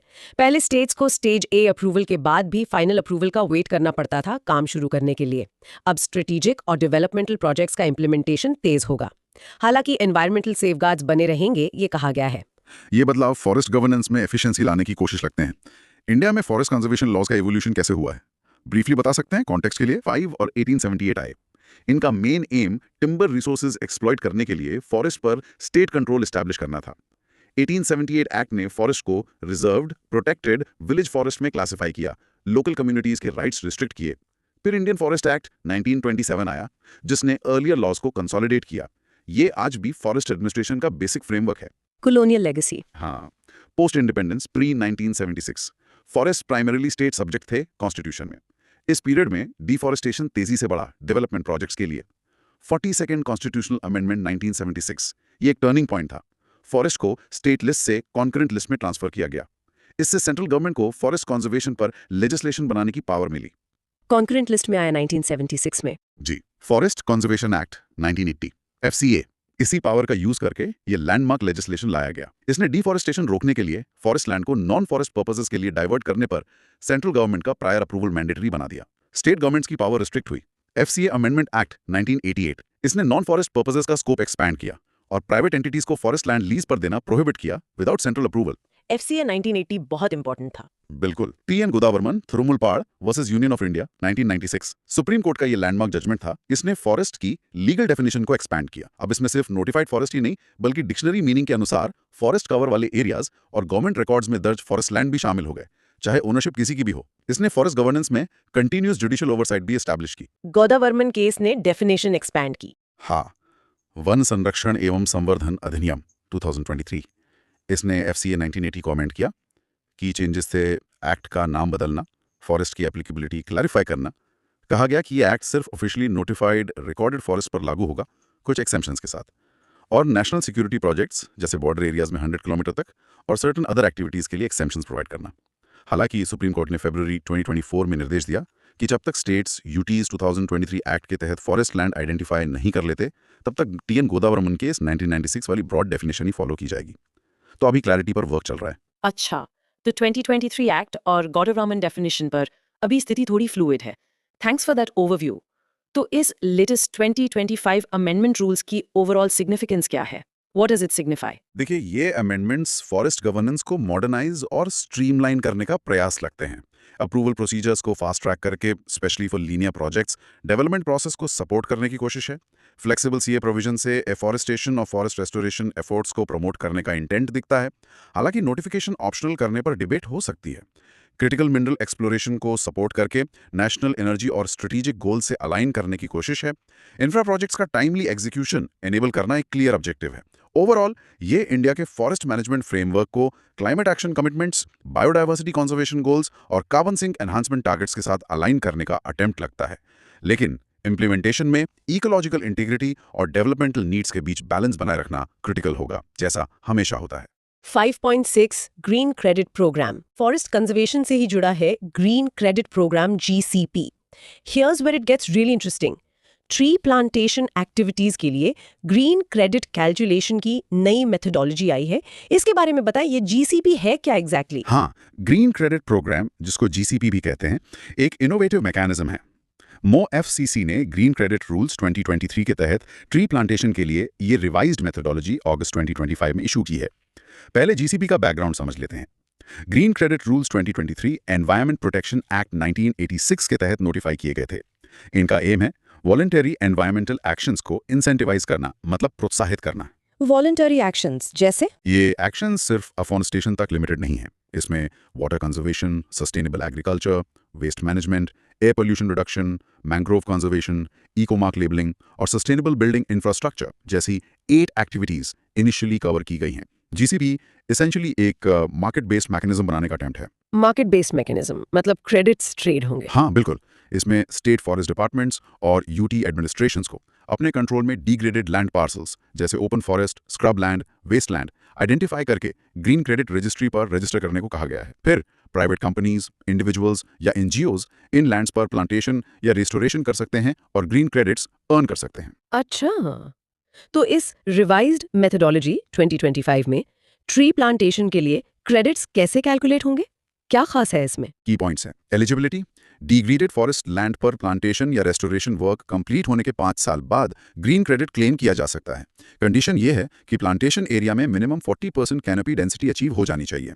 सर्वाइवल रेट इंपॉर्टेंट है। 5 साल बाद और 40% canopy density. Okay. Credit unit calculation को सिंपल रखा गया है। 1 ग्रीन क्रेडिट इक्वल्स 1 नया ट्री जो लगाया गया है और 5 साल से ज्यादा सर्वाइव कर गया है। जितने पेड़ सर्वाइव करेंगे उतने क्रेडिट मिलेंगे। क्रेडिट ट्रांसफर एंड यूज, ये क्रेडिट्स जनरेट होने के बाद ग्रीन क्रेडिट रजिस्ट्री पर लिस्टेड होंगे। इंडिविजुअल्स, कंपनीज या ऑर्गेनाइजेशंस इन्हें परचेज कर सकते हैं। क्यों परचेस करेंगे? अपने वॉलंटरी एनवायरमेंटल कमिटमेंट्स पूरे करने के लिए या CSR corporate social responsibility obligations fulfil करने के लिए।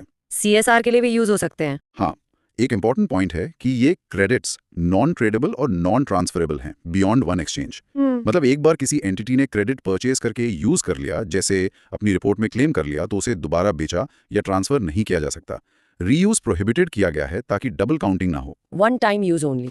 ठीक है, ये ग्रीन क्रेडिट्स होते क्या हैं एग्जैक्टली और ये कार्बन क्रेडिट से कैसे डिफरेंट है? ये कंफ्यूजन अक्सर होता है। अच्छा सवाल है। ग्रीन क्रेडिट बेसिकली एक वेरीफाइड पॉजिटिव एनवायरमेंटल एक्टिविटी जैसे ट्री प्लांटेशन, वेटलैंड रेस्टोरेशन से जनरेट हुए एनवायरमेंटल बेनिफिट का सिंगल यूनिट ऑफ इंसेंटिव है। ये एक मार्केट बेस्ड अप्रोच है जो सस्टेनेबल एक्शंस को रिवॉर्ड करता है।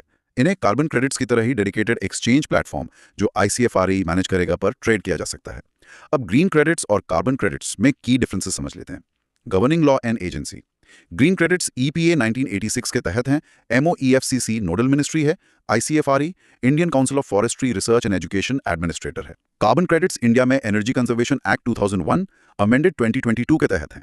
Bureau of energy efficiency BEE nodal agency है और Indian carbon market governing board oversee करती है। फ्रेमवर्क अलग है। ओके, लॉ और एजेंसी डिफरेंट हैं। वॉलंटरी एनवायरमेंटल एक्शंस की वाइड रेंज पर है, जैसे एफॉरेस्टेशन, वाटर, वेस्ट एटसेट्रा, और ये कम्युनिटी पार्टिसिपेशन को इनकरेज करता है।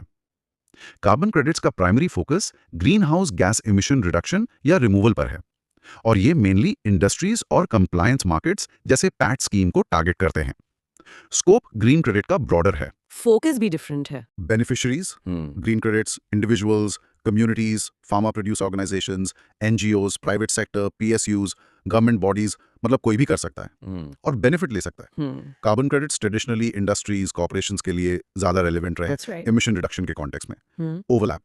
क्या ओवरलैप हो सकता है हाँ, ना? ग्रीन क्रेडिट जनरेटिंग एक्टिविटीज जैसे एफॉरेस्टेशन, कार्बन सीक्वेस्ट्रेशन का को बेनिफिट देती हैं, तो पोटेंशियली वो कार्बन क्रेडिट्स के लिए भी क्वालिफाई कर सकती हैं अगर मेथोडोलॉजीज अलाउ करें और डबल काउंटिंग अवॉइड हो। लेकिन कार्बन क्रेडिट एक्टिविटीज जैसे इंडस्ट्री में एनर्जी एफिशिएंसी लाना जरूरी नहीं कि ग्रीन क्रेडिट्स के लिए क्वालिफाई करें अनलेस वो GCP की 8 एलिजिबल कैटेगरीज में आती हों।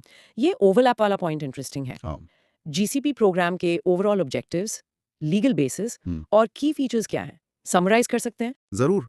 ऑब्जेक्टिव है एक मार्केट बेस्ड मैकेनिज्म क्रिएट करना जो एनवायरमेंटल प्रोटेक्शन और कॉन्जर्वेशन के लिए पॉजिटिव एक्शंस को रिवॉर्ड करे, फाइनेंस जनरेट करे इन एक्टिविटीज के लिए। ये voluntary plantation, afforestation, water conservation जैसी एक्टिविटीज को प्रमोट करता है। ये इंडिया की लाइफ मिशन को सपोर्ट करता है। लीगल बेसिस EPA 1986 है। MOEFCC नोडल एजेंसी है। की features land bank creation, forest departments degraded lands identify करके रजिस्ट्री पर डालेंगे। Encouraging participation, individuals, FPOs, cooperative societies, NGOs, private companies, PSUs, government bodies, Societies Registration Act के तहत registered groups भी eligible और digital platform ICFRE द्वारा managed registry होगी, project registration, verification, monitoring और credit issuance trade के लिए सब ऑनलाइन होगा। गवर्नेंस स्ट्रक्चर कैसा है इसका? कौन ओवरसी करेगा? गवर्नेंस के लिए एक इंटरमिनिस्टीरियल स्टीयरिंग कमेटी है। इसे सेक्रेटरी MOFCC हेड करते हैं। ये ओवरऑल पॉलिसी गाइडेंस, मॉनिटरिंग और अप्रूवल देगी। Indian council of forestry research and education ISFRE को प्रोग्राम एडमिनिस्ट्रेटर बनाया गया है। ये implementation, methodologies development, monitoring, management, capacity building और ऑनलाइन रजिस्ट्री मेंटेनेंस के लिए रिस्पॉन्सिबल है। टेक्निकल कमिटीज स्पेसिफिक एक्टिविटीज जैसे एफॉरेस्टेशन, वाटर कंजर्वेशन के लिए मेथोडोलॉजीज डेवलप करेंगी। ISFRE एडमिनिस्ट्रेटर है। ठीक है, एफॉरेस्टेशन से जुड़े और कौन से मेजर इनिशिएटिव्स इंडिया में चल रहे हैं GCP के अलावा? GCP के अलावा मेजर अफॉरेस्टेशन इनिशिएटिव्स हैं। Mangrove initiative for shoreline habitats and tangible incomes Mishti, ये 2023 के बजट में अनाउंस हुआ था। मैंग्रोव प्लांटेशन पर फोकस्ड है कोस्टल एरियाज में। कॉम्पनसेटरी अफॉरेस्टेशन फंड एक्ट 2016 जिसकी हमने पहले बात की। कैंपा फंड से बड़े पैमाने पर अफॉरेस्टेशन एक्टिविटी सपोर्ट की जाती हैं। National mission for green India NMAG ये 2014 में लॉन्च हुआ था। National action plan on climate change NAPC का हिस्सा है। इसका एम फॉरेस्ट्री कवर एनहांस करना और इकोसिस्टम सर्विसेज इंप्रूव करना है। नेशनल बैम्बू मिशन 2006 में लॉन्च हुआ, 2018 में रीस्ट्रक्चर किया गया। बैम्बू सेक्टर डेवलपमेंट प्रमोट करता है जिसकी इकोलॉजिकल बेनिफिट्स भी हैं। मिष्टी, कैंपा, NMG, बैम्बू मिशन, काफी इनिशिएटिव्स हैं। So what does this all mean? Finally इस ग्रीन क्रेडिट प्रोग्राम की ओवरऑल सिग्निफिकेंस क्या देखते हो? इसकी सिग्निफिकेंस कईयों गुना है। ये इकोलॉजिकल रेस्टोरेशन में पब्लिक और प्राइवेट पार्टिसिपेशन को टैप करने का एक नया तरीका है। फाइनेंस मोबिलाइज कर सकता है। ये एनवायरमेंटल चैलेंजेस के लिए इनोवेटिव नेचर बेस्ड सॉल्यूशंस को फाइनेंस करने का पोटेंशियल रखता है। ये सिर्फ ट्री प्लांटेशन नहीं, वाटर कंजर्वेशन, वेस्ट मैनेजमेंट को भी कवर करता है। ये इंडिया के nationally determined commitments NDCs under Paris agreement achieve करने में हेल्प कर सकता है। स्पेशली जो एडिशनल कार्बन सिंक बनाने का टारगेट है 2.5 to 3 billion tons of CO2 equivalent by 2030, उसमें एफॉरेस्टेशन थ्रू GCP कंट्रीब्यूट कर सकता है। ये मिशन लाइफ मूवमेंट को स्ट्रेंथन करता है, सिटीजन्स और कम्युनिटीज को एनवायरमेंट प्रोटेक्शन में एक्टिव रोल लेने के लिए एनकरेज करता है, SDGs अचीव करने में भी कंट्रीब्यूट करता है। कंक्लूजन में GCP मार्केट ड्रिवन एनवायरमेंटल स्टुअर्डशिप की तरफ एक एम्बिशियस और इनोवेटिव स्टेप है। If implemented effectively with robust verification and transparency, ये इकोनॉमिक इंसेंटिव्स को इकोलॉजिकल रेस्टोरेशन से अलाइन कर सकता है। ये कलेक्टिव एनवायरमेंटल रिस्पॉन्सिबिलिटी इंकरेज कर सकता है और इंडिया के सस्टेनेबल इकोनॉमी ट्रांजिशन को सपोर्ट कर सकता है। पोटेंशियल तो बहुत है। 5.7 national policy on geothermal energy 2025। Green initiatives की बात चल रही है तो अब फोकस करते हैं क्लीन एनर्जी पर। Ministry of new and renewable energy MNRE ने इंडिया की पहली national policy on geothermal energy 2025 notify की है। ये जियोथर्मल एनर्जी क्या है और ये पॉलिसी क्यों लाई गई है? जियोथर्मल एनर्जी, जैसा नाम से पता चलता है, जियो माने अर्थ, थर्मल माने हीट। ये बेसिकली अर्थ की क्रस्ट में नेचुरली स्टोर्ड हीट एनर्जी है। ये हीट पृथ्वी के कोर से आती है, रेडियो एक्टिव डीके से जनरेट होती है और अर्थ के फॉर्मेशन से बची रेसिडुअल हीट भी है। इस हीट को हार्नेस करके हम इलेक्ट्रिसिटी जनरेट कर सकते हैं या डायरेक्ट हीटिंग कूलिंग एप्लीकेशंस में यूज कर सकते हैं। टेम्परेचर के बेसिस पर इसे क्लासिफाई करते हैं। हाई एंथैल्पी रिसोर्सेज जिनका टेम्परेचर 200 डिग्री सी से ज्यादा होता है, volcanic regions, geysers, hot springs में मिलते हैं। ये कन्वेंशनल पावर प्लांट्स चलाने के लिए सूटेबल हैं। हाई टेम्परेचर वाले पावर जनरेशन के लिए। हाँ, और लो मीडियम एंथैल्पी रिसोर्सेज जिनका टेम्परेचर 100 to 180 डिग्री सी के बीच होता है, हॉट रॉक्स या शैलो क्रस्टल लेयर्स में मिलते हैं। इन्हें डायरेक्ट यूज एप्लीकेशंस जैसे स्पेस हीटिंग, ग्रीन हाउसेज गर्म रखना, एक्वाकल्चर, इंडस्ट्रियल प्रोसेसेस में हीट देना और जियोथर्मल हीट पंप्स GHSPs के लिए यूज करते हैं। डायरेक्ट यूज एप्लीकेशंस भी हैं। जी, MNRE ने ये नेशनल पॉलिसी अगस्त 2025 में नोटिफाई की, इसलिए लाई है ताकि इंडिया की क्लीन एनर्जी ट्रांजिशन को एक्सेलरेट किया जा सके, एनर्जी सिक्योरिटी एनहांस हो और इंडिया का जो नेट जीरो बाय 2070 का गोल है उसे अचीव करने में मदद मिले। जियोथर्मल एक पोटेंशियल क्लीन एनर्जी सोर्स है जिसे टैप करना है। जियोथर्मल एनर्जी के सिग्निफिकेंस क्या है, मतलब इसके बेनिफिट्स क्या है और इंडिया में इसका कितना पोटेंशियल है? क्या हमारे पास ये रिसोर्स है? सिग्निफिकेंस काफी है। पहला, ये क्लीन एनर्जी सोर्स है। Conventional geothermal plants fossil fuel से 95% तक कम CO2 एमिशंस करते हैं। दूसरा, ये रिलायबल है। ये 24/7 available base load power provide कर सकती है, अनलाइक सोलर और विंड जो इंटरमिटेंट कभी हैं कभी नहीं होते हैं। बेस लोड पावर ये इंपॉर्टेंट है ग्रिड स्टेबिलिटी के लिए। बिल्कुल। तीसरा, ये रिन्यूएबल एंड इनएग्जॉस्टेबल है। अर्थ की इंटरनल हीट प्रैक्टिकली लिमिटलेस है ह्यूमन टाइम स्केल्स पर। चौथा, इकोनॉमिक बेनिफिट्स देती है। एनर्जी इंपोर्ट्स रिड्यूस करती है, लोकल एम्प्लॉयमेंट क्रिएट करती है, रिमोट एरिया डेवलपमेंट सपोर्ट कर सकती है जहां ये रिसोर्स मिले।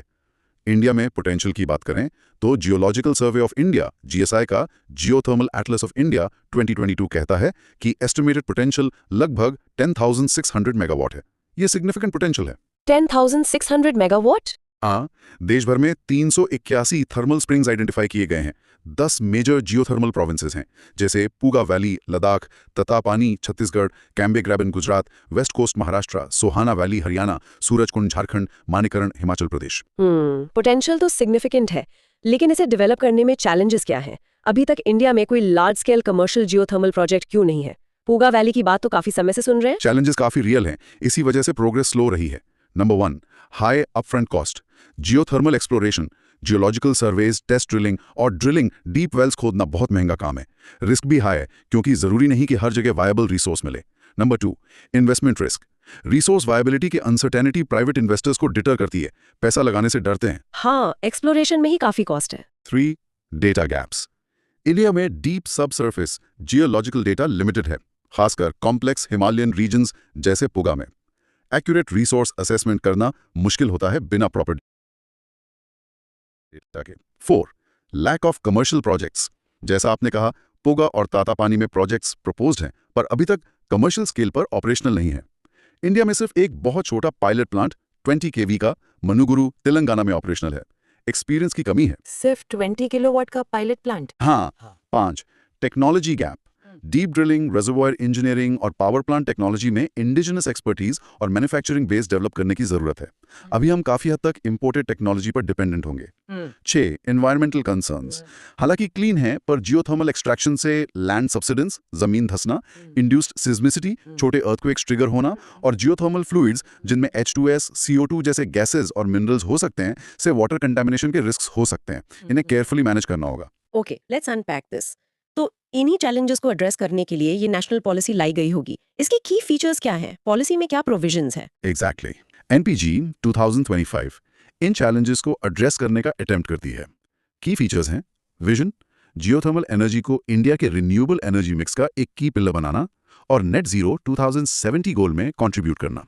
Nodal ministry MNRE overall coordination और पॉलिसी इंप्लीमेंटेशन के लिए रिस्पॉन्सिबल होगी। गोल्स आर&डी प्रमोट करना, एक्सप्लोरेशन फास्ट ट्रैक करना, ड्रिलिंग टेक्नोलॉजीज डेवलप करना, कॉस्ट इफेक्टिव पावर जनरेशन और डायरेक्ट यूज एप्लीकेशंस डिप्लॉय करना, इंटरनेशनल कोलैबोरेशन फॉस्टर करना, पीपीपी मॉडल्स बिल्ड करना, कैपेसिटी बिल्डिंग करना। गोल्स एम्बिशियस हैं। Scope policy, resource assessment, power generation, utility scale और of grid दोनों, direct use applications, heating, cooling, agriculture, industry, geothermal heat pumps, जीएसएचपीज, इन सब को cover करती है। साथ ही इमर्जिंग टेक्नोलॉजीज जैसे एनहांस्ड जियोथर्मल सिस्टम्स ईजीएस, जो हॉट ड्राई रॉक्स में फ्लूइड इंजेक्ट करके हीट एक्सट्रैक्ट करते हैं, advanced geothermal systems AGS, geothermal energy storage और ऑफशोर जियोथर्मल वेल्स को भी एक्सप्लोर करने की बात है। एक इंटरेस्टिंग एस्पेक्ट है abandoned operational oil and gas well से जियोथर्मल एनर्जी एक्सट्रैक्शन को इनकरेज करना और जियोथर्मल फ्लूइड से मिनरल बाय प्रोडक्ट्स जैसे सिलिका, लिथियम, बोरैक्स के एक्सट्रैक्शन को एमएमडीआर एक्ट के तहत रेगुलेट करने का प्रोविजन भी है। ऑयल गैस वेल्स का रीयूज ये इनोवेटिव है। Data repository, GSI, ministry of earth sciences, MOES, national data repository, NDR के साथ मिलकर एक कॉम्प्रिहेंसिव नेशनल जियोथर्मल डेटाबेस बनाने की बात है। डेवलपर्स को आर&डी के लिए एक्सप्लोरेशन सर्विस करने की परमिशन भी दी जाएगी। डेटा इसकी developmental model, indigenous technology development को प्रेफरेंस मिलेगी। एक्सप्लोरेशन रिस्क मिटिगेट करने के लिए रेवेन्यू शेयरिंग या माइलस्टोन बेस्ड मॉडल्स अपनाए जाएंगे। एनी रीजन और स्पेशल कैटेगरी स्टेट्स में प्रोजेक्ट्स के लिए सेंट्रल फंडिंग सपोर्ट मिलेगा। Oil and gas PSUs, mineral exploration companies और प्राइवेट डेवलपर्स के बीच जॉइंट वेंचर्स जेवीज को एनकरेज किया जाएगा। एग्जिस्टिंग ऑयल गैस इंफ्रास्ट्रक्चर का रीपर्पसिंग एक्सप्लोर किया जाएगा। आर&डी, टेस्टिंग और स्किल डेवलपमेंट के लिए पायलट प्रोजेक्ट्स और सेंटर्स ऑफ एक्सीलेंस सीओईज एस्टैब्लिश किए जाएंगे। काफी डिटेल डेवलपमेंट मॉडल है। सस्टेनेबिलिटी का क्या? सस्टेनेबिलिटी मेजर्स जियोथर्मल फ्लूइड्स के सेफ यूटिलाइजेशन और री इंजेक्शन वापस जमीन में डालना के लिए टेक्नोलॉजी प्रमोट की जाएगी। प्रोजेक्ट्स के लिए robust environmental and social impact assessment ESIA guidelines develop की जाएंगी। एनवायरमेंटल कंसर्न्स एड्रेस होंगे। फाइनेंशियल सपोर्ट ये क्रिटिकल है। एमएनआरई के renewable energy research and technology development RERTD programme के तहत फाइनेंशियल सपोर्ट मिलेगा। Government non profit research orgs को 100% grant, private sector startups industry को up to 70% grant for R&D, long term concessional loans, sovereign green bond से funding और viability gap funding VGF provide करने की बात है प्रोजेक्ट्स को कमर्शियली वायबल बनाने के लिए। फाइनेंशियल सपोर्ट पैकेज इंपॉर्टेंट है। Incentives, fiscal and regulatory incentives, tax relief मिलेगी, GST exemptions, import duty concessions, accelerated depreciation, tax holidays. Geothermal projects को Indian carbon credit trading scheme ICCTS में include किया जाएगा। इन्हें रिन्यूएबल परचेज ऑब्लिगेशन RPO के तहत eligible माना जाएगा, मतलब डिस्कॉम्स को इनसे पावर खरीदनी होगी। ओपन एक्सेस और interstate transmission system ISTS charges, losses से वेवर्स मिलेंगे। ये सब इन्वेस्टमेंट अट्रैक्ट करने के लिए है। काफी इंसेंटिव्स है। स्टेट्स का role of states, UTs, state governments को एक्सप्लोरेशन लीजेस 3 to 5 years और development production leases up to 30 years extendable grant करने की पावर दी गई है। स्टेट नोडल एजेंसीज के जरिए single window clearance mechanism establish करने को कहा गया है। ट्राइबल और रिमोट एरियाज में प्रोजेक्ट्स के लिए स्टेक होल्डर कंसल्टेशन और फेयर कॉम्पनसेशन इंश्योर करना स्टेट्स की रिस्पॉन्सिबिलिटी होगी। तो कंक्लूजन ये है कि NPGE 2025 जियोथर्मल एनर्जी सेक्टर के की barriers, high cost, investment risk, technology gap, data scarcity को एड्रेस करने का एक कॉम्प्रिहेंसिव अटेम्प्ट है। Fiscal incentives, risk sharing models, R&D support और स्ट्रीमलाइन रेगुलेटरी फ्रेमवर्क के जरिए ये पॉलिसी इंडिया में सस्टेनेबल, इंडिजिनस और रिलायबल जियोथर्मल एनर्जी डेवलपमेंट के लिए एक रोबस्ट फाउंडेशन रखती है। पोटेंशियल अनलॉक करने की दिशा में ये एक बड़ा कदम है। 5.8 national bio foundry network and bio E3 policy. Clean energy के बाद अब रुक करते हैं एक और कटिंग एज फील्ड, बायोटेक्नोलॉजी का। इंडिया का पहला national bio foundry network NBN launch हुआ है बायो E3 पॉलिसी की एनिवर्सरी पर। ये NBN और बायो E3 पॉलिसी क्या है?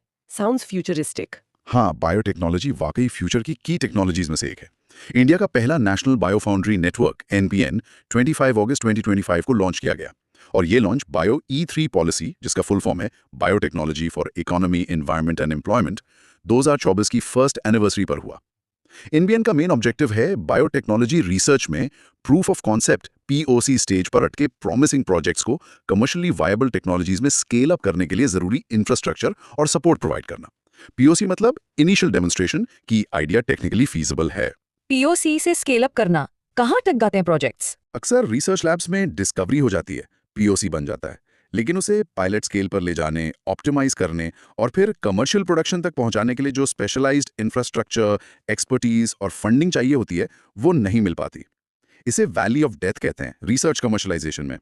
एनबीएन इसी गैप को ब्रिज करने का अटेम्प्ट है। ये बायो ई3 पॉलिसी के बायो इनेबलर्स कंपोनेंट का हिस्सा है।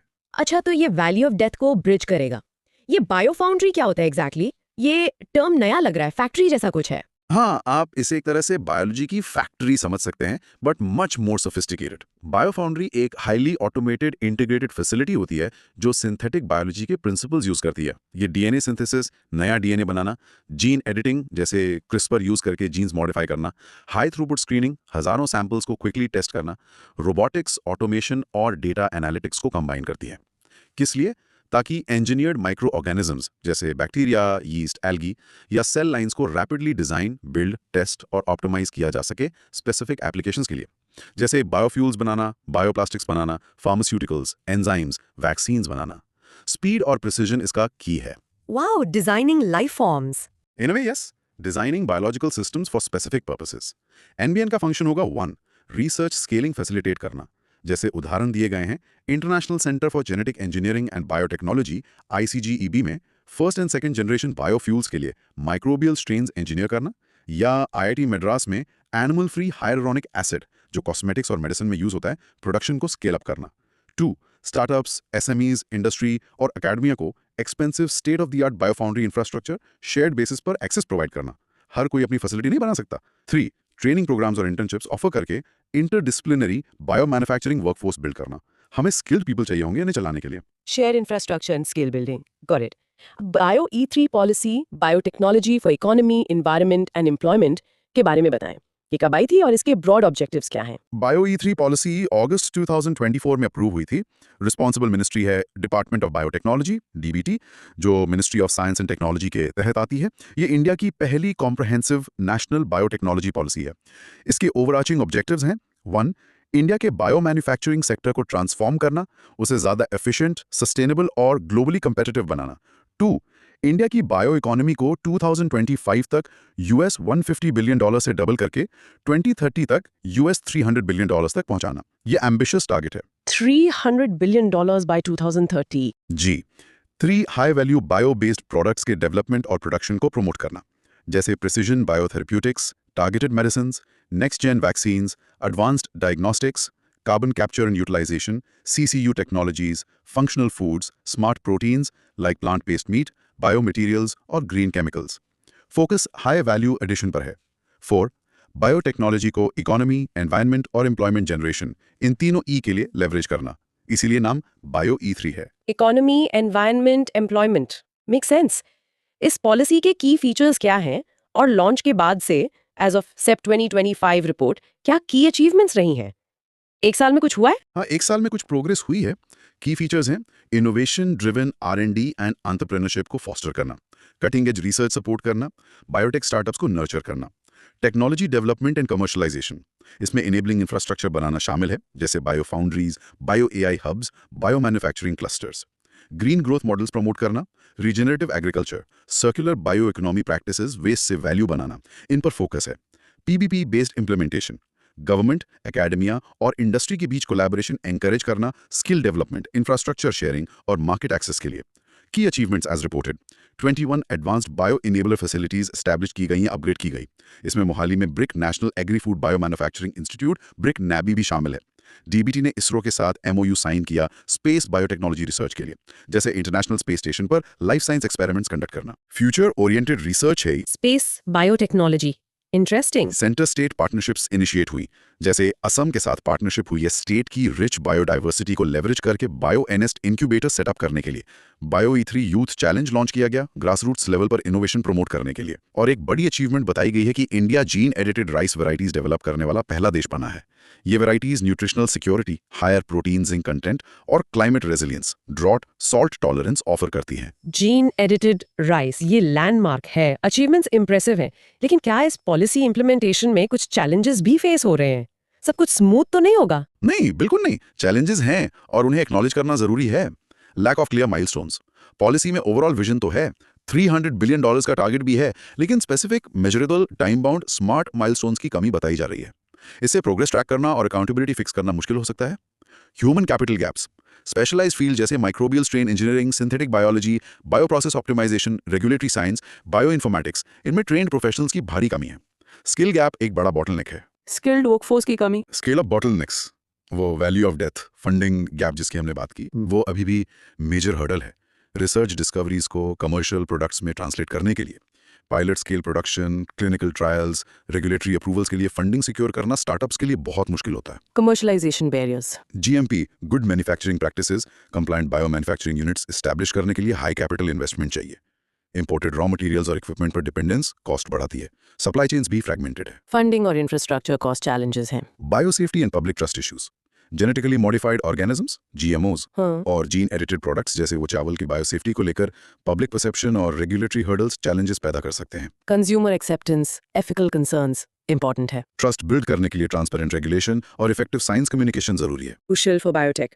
फाइनली NBN और बायो E3 पॉलिसी की ओवरऑल सिग्निफिकेंस क्या है इंडिया के लिए?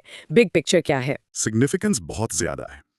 ये इंडिया की बायो मैन्युफैक्चरिंग कैपेसिटी और सेल्फ रिलायंस, आत्मनिर्भर भारत को सिग्निफिकेंटली स्ट्रेंथन करेगा। फार्मा में तो हम स्ट्रांग हैं, अब एडवांस्ड बायोटेक प्रोडक्ट्स में भी बनना है। ये ग्रीन ग्रोथ, सस्टेनेबल डेवलपमेंट और high skill job creation promote करेगा। एनवायरमेंट गोल से अलाइन करता है, सर्कुलर इकोनॉमी को बूस्ट देगा। ये इंडिया के नेट जीरो कमिटमेंट्स और लाइफस्टाइल फॉर एनवायरनमेंट गोल से साथ भी अलाइन करता है। बायोटेक्नोलॉजी सॉल्यूशंस प्रोवाइड कर सकती हैं climate change, pollution, resource scarcity जैसी प्रॉब्लम्स के लिए। कंक्लूजन में NBN लॉन्च और bio E3 policy implementation India के बायोटेक्नोलॉजी लैंडस्केप में एक पैराडाइम शिफ्ट मार्क करते हैं। ये इनोवेशन, सस्टेनेबिलिटी और इंडस्ट्रियल ग्रोथ को इंटीग्रेट करके इंडिया को ग्लोबल बायो इकोनॉमी में एक लीडिंग प्लेयर बनने की पोजीशन में लाते हैं। 300 billion bio economy target by 2030 ambitious है, लेकिन एक्सपर्ट्स मानते हैं कि इंडिया का पोटेंशियल 2050 तक $2.7 ट्रिलियन तक हो सकता है, if leveraged correctly. So the stakes are high. 5.9 river pollution in India. हमारी आज की डिस्कशन का आखिरी टॉपिक है river pollution in India. Central pollution control board CPCB की लेटेस्ट असेसमेंट रिपोर्ट 2025 आई है। इसकी की फाइंडिंग्स क्या है? नदियों की हालत कैसी है देश में? हाँ, CPCB ने polluted river stretches for restoration of water quality 2025 report हाल ही में रिलीज की है। ये असेसमेंट CPCB और state pollution control boards, pollution control committees PCCs मिलकर national water quality monitoring programme NWMP के तहत करते हैं। देश भर में मॉनिटरिंग स्टेशंस हैं। CPCB 2009 से रेगुलर इंटरवल्स पर polluted river stretches PRS identify कर रहा है। इसका पर्पस है river water quality restoration efforts को प्रायोरिटाइज करना और मॉनिटर करना कि इंप्रूवमेंट हो रहा है या नहीं। ये पोल्यूटेड रिवर स्ट्रेच PRS किसे कहते हैं, डेफिनेशन क्या है, और 2025 असेसमेंट के अनुसार देश में रिवर पोल्यूशन का एक्सटेंट क्या है? कितने स्ट्रेचेस पोल्यूटेड है? PRS का मतलब है नदी का वो हिस्सा जहां कंटिन्यूस सीक्वेंस में 2 या ज्यादा लोकेशंस पर water quality monitoring data prescribe standard से एक्सीड करता है। मतलब लगातार पोल्यूशन मिल रहा है उस स्ट्रेच में। CPCB इसके लिए बायोकेमिकल ऑक्सीजन डिमांड या BOD को प्राइमरी क्राइटेरियन मानता है। BOD पानी में ऑर्गेनिक पोल्यूशन का इंडिकेटर है। जितना ज्यादा BOD उतना ज्यादा ऑर्गेनिक पोल्यूशन। जैसे सीवेज से अगर किसी रिवर स्ट्रेच पर BOD लेवल कंसिस्टेंटली 3 mgl से ज्यादा पाया जाता है तो उसे पोल्यूटेड माना जाता है। ड्रिंकिंग वाटर स्टैंडर्ड तो 1 mgl से भी कम होता है। BOD 3 mgl मतलब पोल्यूटेड। ओके। इन PRS को pollution level, maximum BOD concentration के आधार पर CPCB ने 5 priority classes I to V में कैटेगराइज किया है। प्रायोरिटी क्लास I सबसे ज्यादा पोल्यूटेड है, जहां BOD 30 mgl से भी ज्यादा है। प्रायोरिटी V लीस्ट पोल्यूटेड है, अमंग द पोल्यूटेड है, जहां BOD 3.16 mgl के बीच है। प्रायोरिटी I मतलब क्रिटिकली पोल्यूटेड। जी। अब 2025 असेसमेंट की फाइंडिंग्स। 32 स्टेट्स UTs में 271 नदियों पर टोटल 296 PRS आइडेंटिफाई किए गए हैं। 296 पोल्यूटेड स्ट्रेचेस। ये 2018 से कम है या ज्यादा? ये 2018 असेसमेंट के मुकाबले इंप्रूवमेंट दिखाता है। 2018 में 351 पीआरएस आइडेंटिफाई हुए थे, तो पीआरएस काउंट कम हुआ है। अच्छा, ये पॉजिटिव न्यूज है। हाँ, नंबर ऑफ पीआरएस कम हुए, हालांकि नंबर ऑफ पोल्यूटेड रिवर्स 271 है। 2018 में 323 थी। ये दिखाता है कि कुछ नदियां सुधरी हैं, पर शायद पोल्यूशन नए स्ट्रेचेस में फैला भी है। ओवरऑल काउंट कम होना पॉजिटिव है। स्टेट वाइज देखें तो सबसे ज्यादा पीआरएस महाराष्ट्र 54 में है, उसके बाद मध्य प्रदेश 22, कर्नाटका 21 और तमिलनाडु 21 आते हैं। कुछ notably heavily polluted river stretches priority 1 and 2 में शामिल है Yamuna, Delhi stretch, Sabarmati, Ahmedabad stretch, Chambal MP, Tungabhadra Karnataka और सरबंगा टीएन। इन नदियों के कुछ हिस्से बहुत ज्यादा पोल्यूटेड हैं। यमुना इन दिल्ली तो हमेशा खबरों में रहती है। पीआरएस काउंट में कमी आना पॉजिटिव है, पर पोल्यूशन अभी भी वाइड स्प्रेड है। रिवर पोल्यूशन के मेजर सोर्सेज क्या है इंडिया में? कहाँ से आ रही है pollution? Major sources broadly 3-4 categories में है। एक, अनट्रीटेड सीवेज, ये सिंगल लार्जेस्ट सोर्स है।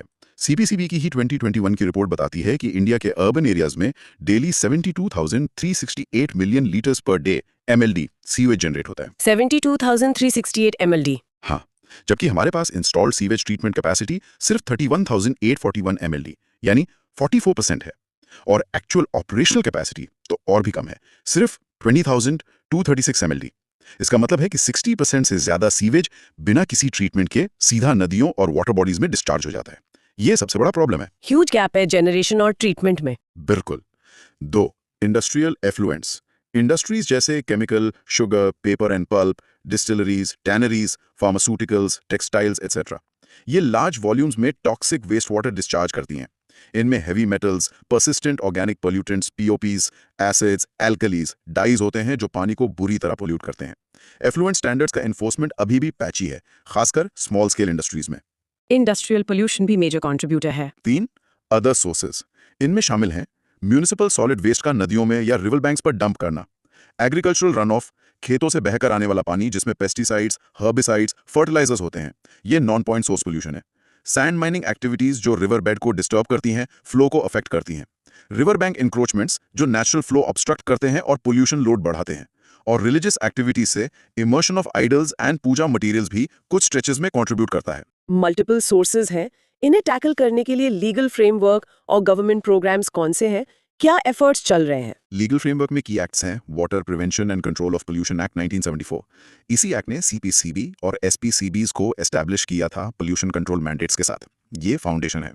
Environment protection act 1986 and rules, ये अम्ब्रेला एक्ट है जिसके तहत वेरियस रूल्स नोटिफाई किए गए हैं, जैसे effluent standards for industries, waste management rules various, Solid Waste Management Rules 2016, Hazardous Waste Management Rules 2016, Biomedical Waste Management Rules 2016, E-Waste Management Rules 2016, etc. ये specific waste streams को regulate करते हैं ताकि वो वाटर बॉडीज में न जाएं। मेजर रिवर रिजुमिनेशन प्रोग्राम्स हैं नमामि गंगे प्रोग्राम 2014, ये फ्लैगशिप इंटीग्रेटेड कंजर्वेशन मिशन है गंगा रिवर बेसिन के लिए। National mission for clean Ganga इसे इंप्लीमेंट कर रही है। इसमें सीवेज ट्रीटमेंट इंफ्रास्ट्रक्चर बनाना, इंडस्ट्रियल एफ्लुएंट मॉनिटरिंग करना, river surface cleaning, afforestation, biodiversity conservation, public awareness सब शामिल है। काफी कॉम्प्रिहेंसिव है ये। नमामि गंगा सबसे प्रोमिनेंट है। हाँ, यमुना एक्शन प्लान येप 1993 में लॉन्च हुआ था जापान इंटरनेशनल कोऑपरेशन एजेंसी जिका के सपोर्ट से। इसके कई फेजेस इंप्लीमेंट हो चुके हैं, हालांकि यमुना की हालत अभी भी चिंताजनक है। National river conservation plan NRCP, ये एक सेंट्रली स्पॉन्सर्ड स्कीम है जो गंगा बेसिन के बाहर की अदर मेजर पोल्यूटेड रिवर्स के कंजर्वेशन के लिए स्टेट्स को financial and technical assistance provide करती है। ये 2025 रिपोर्ट एनआरसीपी के तहत ही प्रोग्रेस मॉनिटर करती है। National water quality monitoring programme that is NWQM, CPCs, PCBs का नेटवर्क जो वाटर क्वालिटी मॉनिटर करता है और डेटा जनरेट करता है पॉलिसी इंटरवेंशंस के लिए।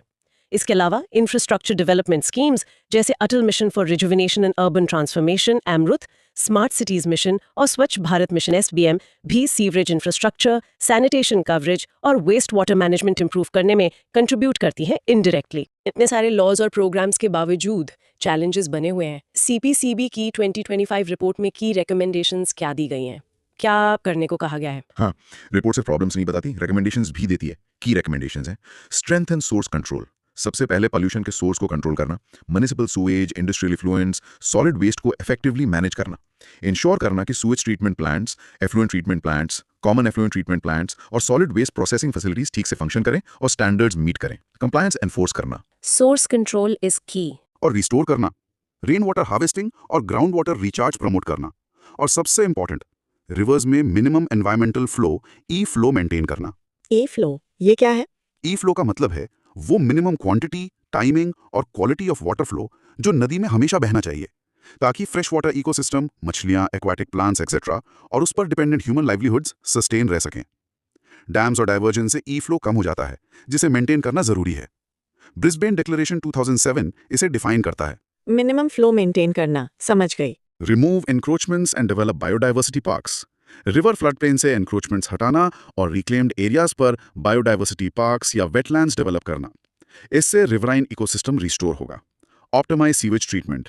एग्जिस्टिंग एसटीपीज को अपग्रेड करना technology wise, untapped sewage drains को इंटरसेप्ट करके एसटीपीज तक डाइवर्ट करना, और ट्रीटेड वेस्ट वाटर के रीयूज रिसाइकलिंग को प्रमोट करना एग्रीकल्चर में, इंडस्ट्री में, non portable urban uses, gardening, flushing के लिए। इससे फ्रेश वाटर एक्सट्रैक्शन कम होगा। ट्रीटेड वाटर रीयूज करना इंपॉर्टेंट है। Leverage technology.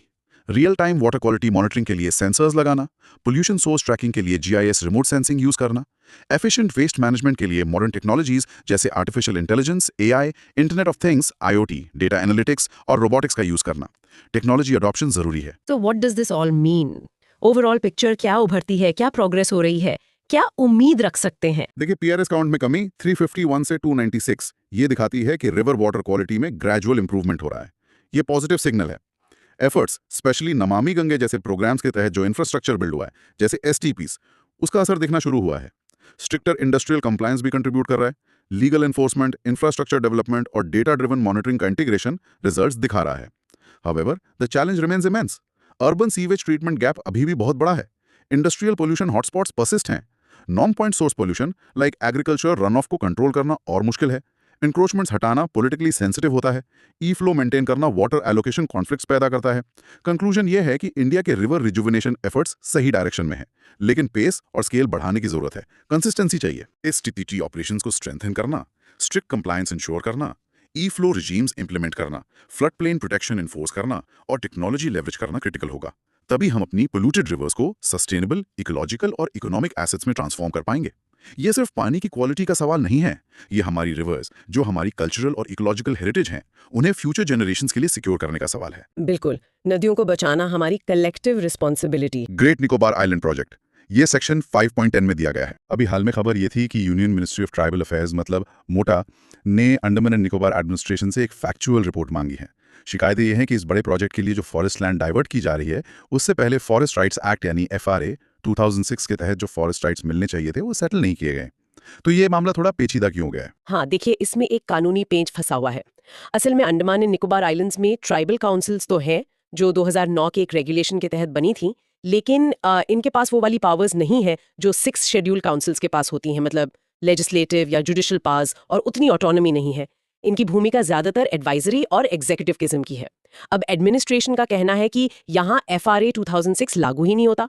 उनका तर्क है कि आदिवासियों को protection of Aboriginal tribes act यानी पैट एक्ट 1956 के तहत प्रोटेक्शन मिला हुआ है, और पैट के तहत प्रशासन जो है वो फॉरेस्ट लैंड को यूनिलैटरली मतलब एक तरफा डाइवर्ट कर सकता है, जबकि FRA 2006 में साफ है कि किसी भी फॉरेस्ट लैंड डाइवर्जन के लिए ग्राम सभा की सहमति अनिवार्य है।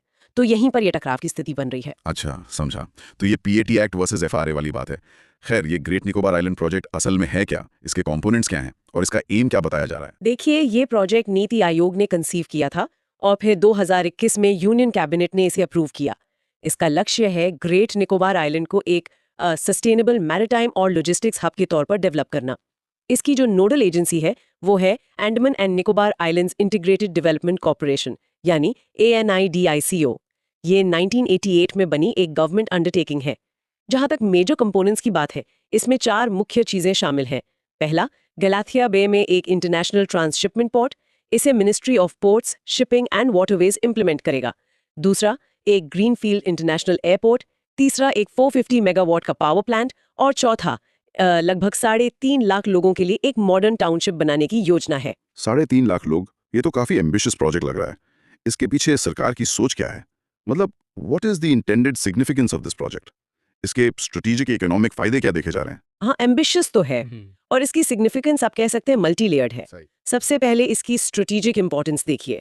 ये द्वीप मलाक्का स्ट्रेट के बहुत पास है, जहां से दुनिया का करीब 1/3 समुद्री व्यापार गुजरता है। साथ ही ये सुंडा स्ट्रेट, लॉम्बॉक स्ट्रेट और कोको आइलैंड्स जैसे जो की इंडो पैसिफिक चोक पॉइंट्स हैं, उनके भी करीब हैं। सही। तो जाहिर है इससे इंडिया की मैरिटाइम प्रेजेंस और स्ट्रेटेजिक डेप्थ जो है वो ईस्टर्न इंडियन ओशन में काफी बढ़ जाएगी। सेकेंडली, इसे एक मैरिटाइम एंड ट्रेड हब बनाने का लक्ष्य है। उम्मीद ये है कि ये सिंगापुर या कोलंबो जाने वाले ट्रांसशिपमेंट कार्गो को अपनी तरफ अट्रैक्ट करेगा। करंटली क्या होता है कि भारत का लगभग 75% ट्रांसशिप्ड कार्गो जो है वो बाहर के पोर्ट्स पर हैंडल होता है। तो इससे लॉजिस्टिक्स कॉस्ट कम होगी, हमें फॉरेक्स मिलेगा और ट्रेड एफिशिएंसी भी बढ़ेगी। थर्डली, कनेक्टिविटी और इकोनॉमिक डेवलपमेंट की बात है। मेनलैंड इंडिया से एयर और सी कनेक्टिविटी बेहतर होगी। इससे फिर टूरिज्म बढ़ेगा, इंफ्रास्ट्रक्चर डेवलपमेंट होगा, एम्प्लॉयमेंट जनरेशन होगा, फॉरेन डायरेक्ट इन्वेस्टमेंट यानी FDI और रीजनल ट्रेड इंटीग्रेशन को भी बढ़ावा मिल सकता है। And fourthly, defence and security के नजरिए से देखें तो Andaman and Nicobar command ANC, जो भारत की एकमात्र ट्राई सर्विसेज कमांड है, उसे और मजबूती मिलेगी। नेवल शिप्स, एयरक्राफ्ट और ड्रोन्स को हम इंपॉर्टेंट सी लेन्स के पास स्टेशन कर सकेंगे। इससे हमारी मैरिटाइम सर्वेलेंस, लॉजिस्टिक्स और response capacity Indo Pacific region में बढ़ेगी। फायदे तो काफी गिनाए जा रहे हैं, स्ट्रेटेजिक, इकोनॉमिक, कनेक्टिविटी, डिफेंस। लेकिन इस महत्वाकांक्षी प्रोजेक्ट पर, जैसा हमने शुरू में जिक्र किया, गंभीर सवाल भी उठ रहे हैं, खासकर पर्यावरण और वहां रहने वाले स्थानीय समुदायों को लेकर। What are the major concerns? बिल्कुल बिल्कुल, चिंताएं काफी गंभीर हैं और उन्हें नजरअंदाज नहीं किया जा सकता। सबसे पहले तो ट्राइबल राइट्स की बात आती है। देखिए, इस द्वीप पर शॉम्पेन्स रहते हैं, जो एक पर्टिकुलरली वल्नरेबल ट्राइबल ग्रुप यानी PVTG हैं, मतलब विशेष रूप से कमजोर आदिवासी समूह, और साथ में निकोबारीज ट्राइब्स भी हैं। अब खतरा यह है कि इस प्रोजेक्ट से उनका विस्थापन हो सकता है, डिस्प्लेसमेंट। उनकी जो पारंपरिक आजीविका है वो छिन सकती है, उनकी संस्कृति पर असर पड़ सकता है, कल्चरल इरोजन हो सकता है, और बाहर से जो वर्कर्स और सेटलर्स आएंगे उनसे इन्फेक्शियस डिजीजेस फैलने का भी खतरा है। आलोचक यही तर्क दे रहे हैं कि ये प्रोजेक्ट FRA 2006 के तहत जो जरूरी सहमति और अधिकारों के प्रावधान है उनका उल्लंघन करता है। दूसरा बड़ा मुद्दा है इकोलॉजिकल इम्पैक्ट का। द्वीप का 85% से ज्यादा हिस्सा ट्रॉपिकल रेन फॉरेस्ट से ढका हुआ है और ये एक बायोडाइवर्सिटी हॉटस्पॉट है, मतलब जैव विविधता के लिहाज से ये बेहद समृद्ध और संवेदनशील क्षेत्र है। अनुमान ये लगाया गया है कि प्रोजेक्ट के लिए लगभग 9.6 लाख पेड़ काटे जाएंगे। अब इतने पेड़ कटेंगे तो जाहिर है कार्बन सीक्वेस्ट्रेशन की क्षमता घटेगी, और जिस कैलेथिया बे में पोर्ट बनना है वो खुद एक रामसार साइट है, यानी इंटरनेशनल इंपॉर्टेंस की वेटलैंड है। और ये लेदरबैक सी टर्टल, जो कि इंडेंजर्ड प्रजाति है, उसका एक की नेस्टिंग ग्राउंड भी है। पोर्ट के लिए जो ड्रेजिंग होगी उससे coral reefs, sea grass meadows और नेस्टिंग बीचेस को नुकसान पहुंच सकता है या वो नष्ट हो सकते हैं। वहां जो मैंग्रोव बेल्ट्स हैं उनको हटाने से तूफानों और सुनामी के खिलाफ द्वीप का जो नेचुरल डिफेंस है वो भी कमजोर होगा। और इसके अलावा जियोलॉजिकल एंड डिजास्टर रिस्क भी कम नहीं है। ये द्वीप साइज्मिक जोन 5 में आता है, जहां भूकंप और सुनामी का खतरा बहुत ज्यादा रहता है। ये उसी मेगाथ्रस्ट फॉल्ट लाइन पर है जिसने 2004 की विनाशकारी हिंद महासागर सुनामी पैदा की थी। अब इतने बड़े पैमाने पर कंस्ट्रक्शन होगा तो डिजास्टर वल्नरेबिलिटी और बढ़ेगी। ये चिंताएं तो वाकई बहुत जायज लग रही हैं। Tribal rights, ecological damage, disaster risk. तो क्या कोई रास्ता है जिससे विकास की जरूरतें भी पूरी हों और इन गंभीर चिंताओं का समाधान भी हो सके? What's the way forward? कोई सुझाव है? हाँ, देखिए, एक्सपर्ट्स और कई रिपोर्ट्स में एक बैलेंस्ड अप्रोच अपनाने का सुझाव दिया गया है। पहला तो ये कि फेज्ड इम्प्लीमेंटेशन हो, मतलब प्रोजेक्ट को चरणों में लागू किया जाए और इको सेंसिटिव और मॉड्यूलर तरीके से डेवलप किया जाए, एकदम से सब कुछ नहीं। दूसरा, कम्युनिटी पार्टिसिपेशन सुनिश्चित हो, जो वहाँ की ट्राइबल कम्युनिटीज हैं उनसे इन्फॉर्म्ड कंसेंट लिया जाए और प्रोजेक्ट के जो भी लाभ हो उनमें उनकी हिस्सेदारी सुनिश्चित हो, बेनिफिट शेयरिंग हो। तीसरा, मजबूत एनवायरमेंटल सेफगार्ड्स हो, इंडिपेंडेंट एनवायरमेंटल इम्पैक्ट असेसमेंट्स मतलब EIAs हो, ग्रीन टेक्नोलॉजीज का इस्तेमाल किया जाए और काटे गए पेड़ों की भरपाई के लिए सही तरीके से कॉम्पेंसेटरी अफॉरेस्टेशन हो। चौथा, जो भी इंफ्रास्ट्रक्चर बने वो डिजास्टर रेजिलिएंट हो, मतलब साइज्मिक सेफ्टी और कोस्टल रेजिलियंस का पूरा ध्यान रखा जाए डिजाइन में। और पांचवा, कंटिन्यूअस मॉनिटरिंग बहुत जरूरी है। एक multi stakeholder oversight committee बने जिसमें एक्सपर्ट्स हों, NGOs हों और स्थानीय प्रतिनिधि भी शामिल हों जो लगातार नजर रखें। तो मतलब निष्कर्ष ये निकलता है कि जहां एक तरफ ये प्रोजेक्ट भारत के लिए स्ट्रेटेजिक और इकोनॉमिक पोटेंशियल रखता है, वहीं इसे आदिवासी अधिकारों, पारिस्थितिकी संतुलन और आपदा सुरक्षा की कीमत पर आगे नहीं बढ़ाया जाना चाहिए। डेवलपमेंट और कंजर्वेशन के बीच एक बहुत ही केयरफुल बैलेंस साधना होगा। बिल्कुल सही कहा आपने। ये सिर्फ डेवलपमेंट वर्सेस कंजर्वेशन का सीधा साधा मामला नहीं है। ये दिखाता है कि सस्टेनेबल डेवलपमेंट के लिए कितनी मेटिकुलस प्लानिंग और कितना इंक्लूसिव अप्रोच जरूरी है। हमारी लॉन्ग टर्म नेशनल सिक्योरिटी और एनवायरमेंटल सिक्योरिटी दोनों इसी संतुलन पर टिकी हैं। बिल्कुल। और बड़े इंफ्रास्ट्रक्चर प्रोजेक्ट्स जैसे जीएनआई की बात करते हुए ये स्वाभाविक है कि हमारा ध्यान मौजूदा इंफ्रास्ट्रक्चर की सुरक्षा पर भी जाए, खासकर हमारे बांधों की सुरक्षा पर। हमारा अगला सेक्शन 5.11 इसी अहम मुद्दे पर है, डैम सेफ्टी इन इंडिया। हाल की खबर यह है कि आईआईएसआर भोपाल के रिसर्चर्स ने सेंट्रल वाटर कमीशन सीडब्ल्यूसी के पास जो डेटा है, compendium on sedimentation of reservoirs in India, उसका इस्तेमाल करके भारत के बड़े रिजर्वॉयर्स में सेडिमेंटेशन मतलब गाद जमा होने से जो खतरे पैदा हो रहे हैं उनका एक कॉम्प्रिहेंसिव असेसमेंट तैयार किया है। पहले कुछ की फैक्ट्स देख लेते हैं। इंडिया दुनिया का तीसरा सबसे बड़ा डैम ओनिंग नेशन है, चाइना और यूएसए के बाद। हमारे देश में लगभग 6000 बड़े बांध हैं। ये 2023 तक का आंकड़ा है और इनमें सबसे ज्यादा महाराष्ट्र में है। लेकिन चिंता की बात यह है कि इनमें से 80% से ज्यादा बड़े बांध 25 साल से पुराने हो चुके हैं। अब ये सेडिमेंटेशन क्या है? इसका मतलब है पानी के साथ बहकर जो मिट्टी के कण आते हैं वो रिजर्वॉयर में नीचे जमा होते जाते हैं और परतें बना लेते हैं। इसका सीधा इंपैक्ट क्या होता है?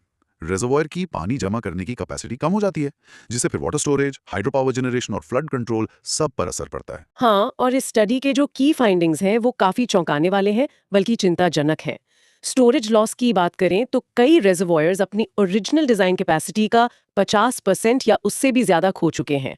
अनुमान यह है कि 2050 तक गोदावरी के पार जो ईस्ट फ्लोइंग रिवर्स हैं और तापी के पार जो वेस्ट फ्लोइंग रिवर्स हैं, उनके रिजर्वॉयर्स 50% कैपेसिटी लॉस का आंकड़ा पार कर सकते हैं। इसमें रीजनल वेरिएशन भी बहुत है। सबसे ज्यादा वल्नरेबल क्षेत्र जो पाए गए हैं वो है Himalayan region HR, west flowing rivers NT basin, east flowing rivers Godavari के पार वाले और इंडो गैंजेटिक प्लेन्स आईजीपी। और हिमालयन रीजन में सेडिमेंटेशन के कारण सालाना कैपेसिटी लॉस सबसे ज्यादा देखा गया है। इसके पीछे की ड्राइवर्स क्या है? मुख्य कारण है जंगलों की कटाई यानी डिफॉरेस्टेशन, खेतीबाड़ी से बहकर आने वाले कण यानी एग्रीकल्चरल रन ऑफ, मॉनसून के दौरान मिट्टी का तेज कटाव यानी सॉइल एरोजन और जमीन का अनरेगुलेटेड इस्तेमाल अनरेगुलेटेड लैंड यूज चेंजेस। इसके कॉन्सिक्वेंसेस भी गंभीर है। पानी की सुरक्षा कम होना, बिजली उत्पादन में कमी आना, खेती को नुकसान पहुंचना और यहाँ तक कि पानी को लेकर राज्यों या समुदायों के बीच संघर्ष बढ़ने का खतरा। उदाहरण के लिए गोदावरी के पार की जो ईस्ट फ्लोइंग रिवर्स है वो दक्षिण भारत की खेती और इंडस्ट्री के लिए बहुत क्रिटिकल है और वो सिवियर वल्नरेबिलिटी फेस कर रही है इस सेडिमेंटेशन की वजह से। तो क्या बांधों की सुरक्षा के लिए सिर्फ सेडिमेंटेशन ही एक बड़ी चुनौती है या और भी मुद्दे हैं जिन पर ध्यान देने की जरूरत है? नहीं, सेडिमेंटेशन एक बहुत बड़ा मुद्दा है, लेकिन अकेला नहीं। और भी कई की इश्यूज हैं डैम सेफ्टी को लेकर। इन्हें हम कुछ कैटेगरीज में बांटकर देख सकते हैं। पहला तो है एजिंग डैम्स और उनसे जुड़े स्ट्रक्चरल इश्यूज। जैसा आपने बताया, 80% बांध 25 साल से पुराने हैं। 1000 से ज्यादा बांध तो 50 से 100 साल पुराने हैं और 224 बांध 100 साल से भी ज्यादा पुराने हैं। जाहिर है पुराने होने के साथ स्ट्रक्चरल फेलियर्स का खतरा बढ़ता है, जैसे सीपेज यानी रिसाव, कोरोजन यानी जंग लगना या फिर नींव का कमजोर हो जाना। दूसरा है एनवायरमेंटल थ्रेट्स। भारत के कई बांध साइस्मिक जोन्स में स्थित हैं। उदाहरण के लिए 2001 के भुज भूकंप में गुजरात के चंग डैम में फाउंडेशन लिक्विफेक्शन हुआ था, यानी नींव की मिट्टी पानी जैसी हो गई थी। ग्लेशियर लेक आउटबर्स्ट फ्लड्स यानी GLOFs, ग्लेशियर झीलों के अचानक फटने से आने वाली बाढ़ का खतरा भी बढ़ रहा है, खासकर हिमालय क्षेत्र में। अभी 2023 में सिक्किम का चंगथांग डैम इसी तरह की GLOF इंड्यूस्ड फ्लैश फ्लड से तबाह हो गया था। ओवरटॉपिंग यानी बांध के ऊपर से पानी का बह जाना, ये भी एक कारण रहा है। जैसे 1917 में टिगरा डैम फेलियर हुआ था, जो भारत का पहला रिकॉर्डेड डैम फेलियर माना जाता है, वो इसी वजह से हुआ था। और तीसरा कह सकते हैं पुअर मैनेजमेंट एंड कंप्लायंस। कई बार प्रबंधन में कमी और नियमों के पालन में ढिलाई भी देखी जाती है।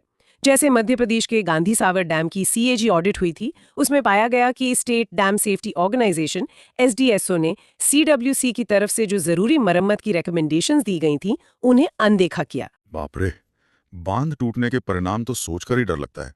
ये कितने विनाशकारी हो सकते हैं। हाँ, विनाशकारी ही होते हैं। इम्पैक्ट ऑफ डैम फेलियर्स कई स्तरों पर होता है। सबसे भयानक तो ह्यूमन लॉसेस होती हैं, जैसा 1979 में गुजरात के माकशू डैम टूटने से मोरबी शहर में हजारों जानें गई थीं। फिर भारी एनवायरमेंटल डैमेज होता है, डाउनस्ट्रीम इकोसिस्टम्स तबाह हो जाते हैं। इकोनॉमिक लॉस बहुत बड़ा होता है क्योंकि एग्रीकल्चर, इंडस्ट्री, पावर जनरेशन सब ठप हो जाता है। सोशल डिस्प्लेसमेंट होता है, हजारों लाखों लोगों को अपना घर बार छोड़ के जाना पड़ता है। और इसका एक गहरा साइकोलॉजिकल एंड गवर्नेंस इम्पैक्ट भी होता है। लोगों में डर और असुरक्षा की भावना बैठ जाती है और सरकार पर से भरोसा कम होता है। ये स्थिति तो वाकई गंभीर है। तो भारत में बांधों की सुरक्षा सुनिश्चित करने के लिए क्या कदम उठाए जा रहे हैं? What are the specific initiatives? है डैम सेफ्टी एक्ट 2021। ये कानून बांधों की सर्वेलेंस, ऑपरेशन और मेंटेनेंस को सुनिश्चित करने के लिए एक कानूनी ढांचा प्रदान करता है। इसके तहत एक पूरा इंस्टीट्यूशनल फ्रेमवर्क बनाया गया है। नेशनल लेवल पर national committee on dam safety (NCDS) और national dam safety authority (NDSA) और स्टेट लेवल पर state committee on dam safety (SCDS) और state dam safety organisation (SDSO). Central water commission एक national register of large dams (NRLD) maintain करती है, जिसमें सभी बड़े बांधों का ब्यौरा होता है। एक बड़ा प्रोजेक्ट चल रहा है, dam rehabilitation and improvement project यानी ड्रिप। इसके फेज 2 और 3 अभी चल रहे हैं, जिनमें 19 राज्यों के 736 बांधों को सुधारा जा रहा है। इसमें वर्ल्ड बैंक और Asian infrastructure investment bank AIIB भी सपोर्ट कर रहे हैं। इसके अलावा साइस्मिक hazard analysis information system (SHISIS) है, भूकंपीय खतरों के आकलन के लिए। एक मोबाइल ऐप भी है, dam health and rehabilitation monitoring application (DHARMA), जो रियल टाइम मॉनिटरिंग टूल है। MNIT जयपुर में national centre for earthquake safety of dams स्थापित किया गया है और राज्य स्तर पर डैम सेफ्टी रिव्यू पैनल्स भी गठित किए जाते हैं, जो समय समय पर समीक्षा करते हैं। और क्या कोई ग्लोबल फ्रेमवर्क्स या इनिशिएटिव्स भी हैं इस क्षेत्र में? हाँ, ग्लोबली भी संस्थाएं हैं, जैसे world commission on dams (WCD) है और international commission on large dams (ICOLD) है, जो बड़े बांधों पर एक प्रमुख अंतर्राष्ट्रीय संस्था है। भारत का जो मेंबर बॉडी है ICOLD में, उसे INCOLD कहते हैं। ठीक है। अब आगे क्या किया जाना चाहिए? खासकर ये सेडिमेंटेशन जैसी जो समस्याएं हैं, इनसे निपटने के लिए क्या सुझाव हैं? What's the way forward? देखिए, वे फॉरवर्ड में एक इंटीग्रेटेड और प्रोएक्टिव अप्रोच अपनाने की जरूरत है। सेडिमेंटेशन मैनेजमेंट के लिए हमें ग्लोबल बेस्ट प्रैक्टिसेस को देखना होगा और उन्हें अपनाना होगा।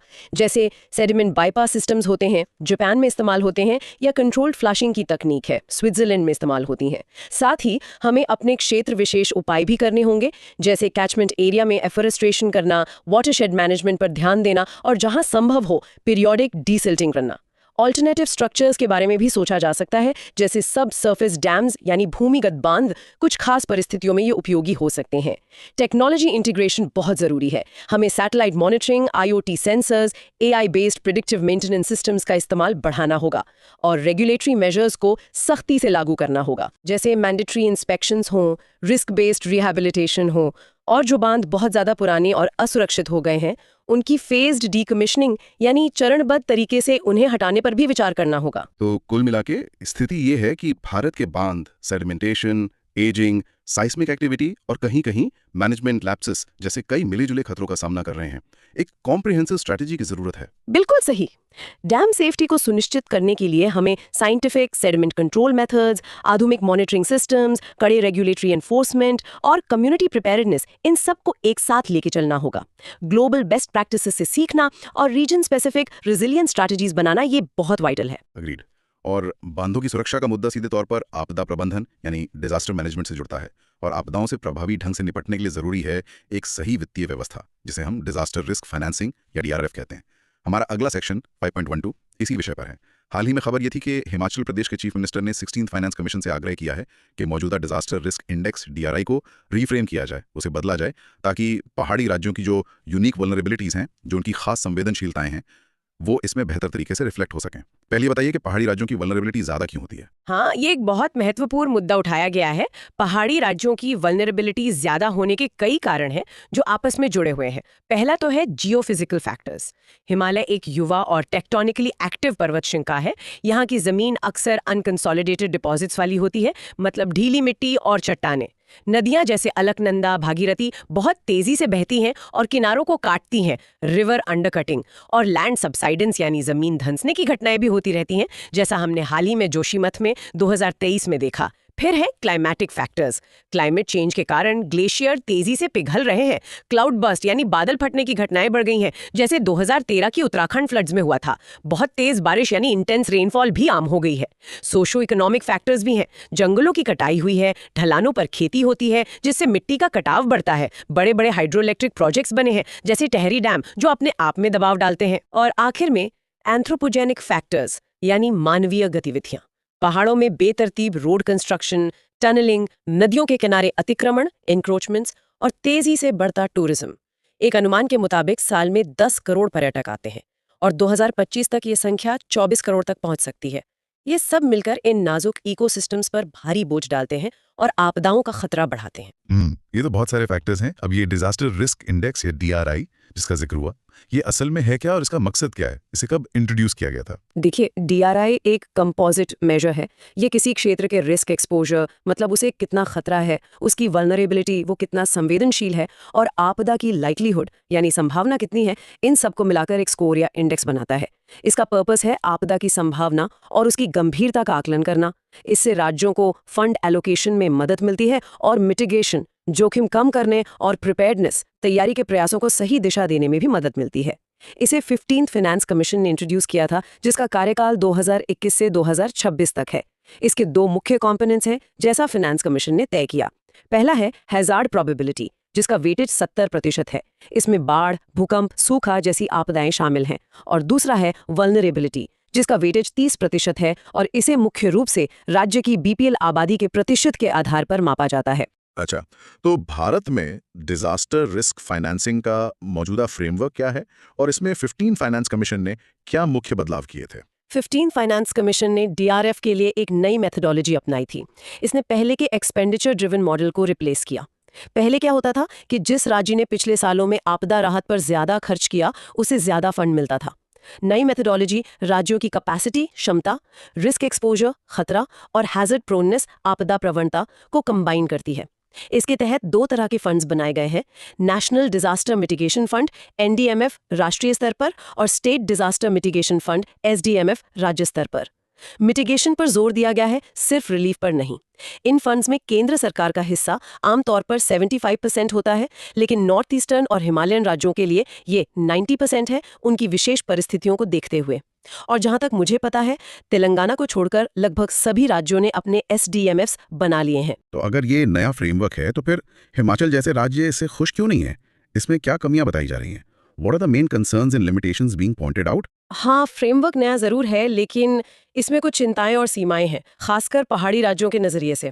मुख्य कंसर्न्स ये हैं। पहला, यूनिफॉर्म मैट्रिक्स प्रॉब्लम, मतलब एक ही फॉर्मूला सब पे लागू होता है, जो पहाड़ी राज्यों की स्पेसिफिक वल्नरेबिलिटीज जैसे landslides, avalanches, cloud bursts, GLOFs, इनको एडिक्वेटली रिफ्लेक्ट नहीं करता। हैजर्ड लिस्ट में ये सब उतने प्रोमिनेंट नहीं है। दूसरा, इनएडिक्वेट रिसोर्स एलोकेशन। हिमाचल प्रदेश जैसे राज्यों का कहना है कि उन्हें उनकी आपदाओं की फ्रीक्वेंसी और सिवेरिटी के हिसाब से पर्याप्त फंड नहीं मिल रहा है, वे अंडर फंडेड महसूस करते हैं। तीसरा, ज्योग्राफिकल इनइक्वालिटी। मौजूदा फॉर्मूला में राज्य के क्षेत्रफल को महत्व दिया गया है, जिससे बड़े राज्यों को ज्यादा फंड्स मिल जाते हैं, भले ही उनका पर कैपिटा रिस्क प्रोफाइल कम हो। पहाड़ी राज्य छोटे होते हैं। चौथा, overweight on past expenditure. Risk assessment में अब भी पिछले खर्च को काफी वेटेज दिया गया है, करीब 70% रिस्क एक्सपोजर वाले हिस्से में। ये अमीर राज्यों के पक्ष में एलोकेशन को बायस कर सकता है, क्योंकि वो पहले से ज्यादा खर्च करने की स्थिति में होते हैं। ये तो वाजिब चिंताएं लगती हैं। तो इस व्यवस्था को ज्यादा न्याय संगत, ज्यादा इक्विटेबल और ज्यादा इफेक्टिव बनाने के लिए क्या सुझाव दिए जा रहे हैं? What's the proposed way forward? हाँ, कई कॉन्क्रीट सुझाव दिए जा रहे हैं। पहला तो ये कि एक अडेप्टिव DRI बनाया जाए, मतलब एक साइंटिफिकली वैलिडेटेड फॉर्मूला हो जिसमें सिर्फ हजार्ड प्रोबेबिलिटी और BPL आबादी ना हो, बल्कि हजार्ड, एक्सपोजर, वल्नरेबिलिटी और रेजिलियंस यानी आपदा झेलने और उससे उबरने की क्षमता, इन सबको शामिल किया जाए। हजार्ड लिस्ट को भी एक्सपैंड किया जाए, उसमें लैंडस्लाइड्स, एवलांचेस, पेस्ट अटैक्स जैसी चीजें ठीक से शामिल हों। दूसरा, ज्योग्राफिक डिस्टिंक्टनेस को बेहतर तरीके से कैप्चर किया जाए। राज्य के कुल क्षेत्रफल के बजाय सब रीजनल यूनिट्स का इस्तेमाल हो सकता है, जैसे hilly zones, coastal zones, wetland zones, उनकी अलग अलग ज़रूरतों के हिसाब से।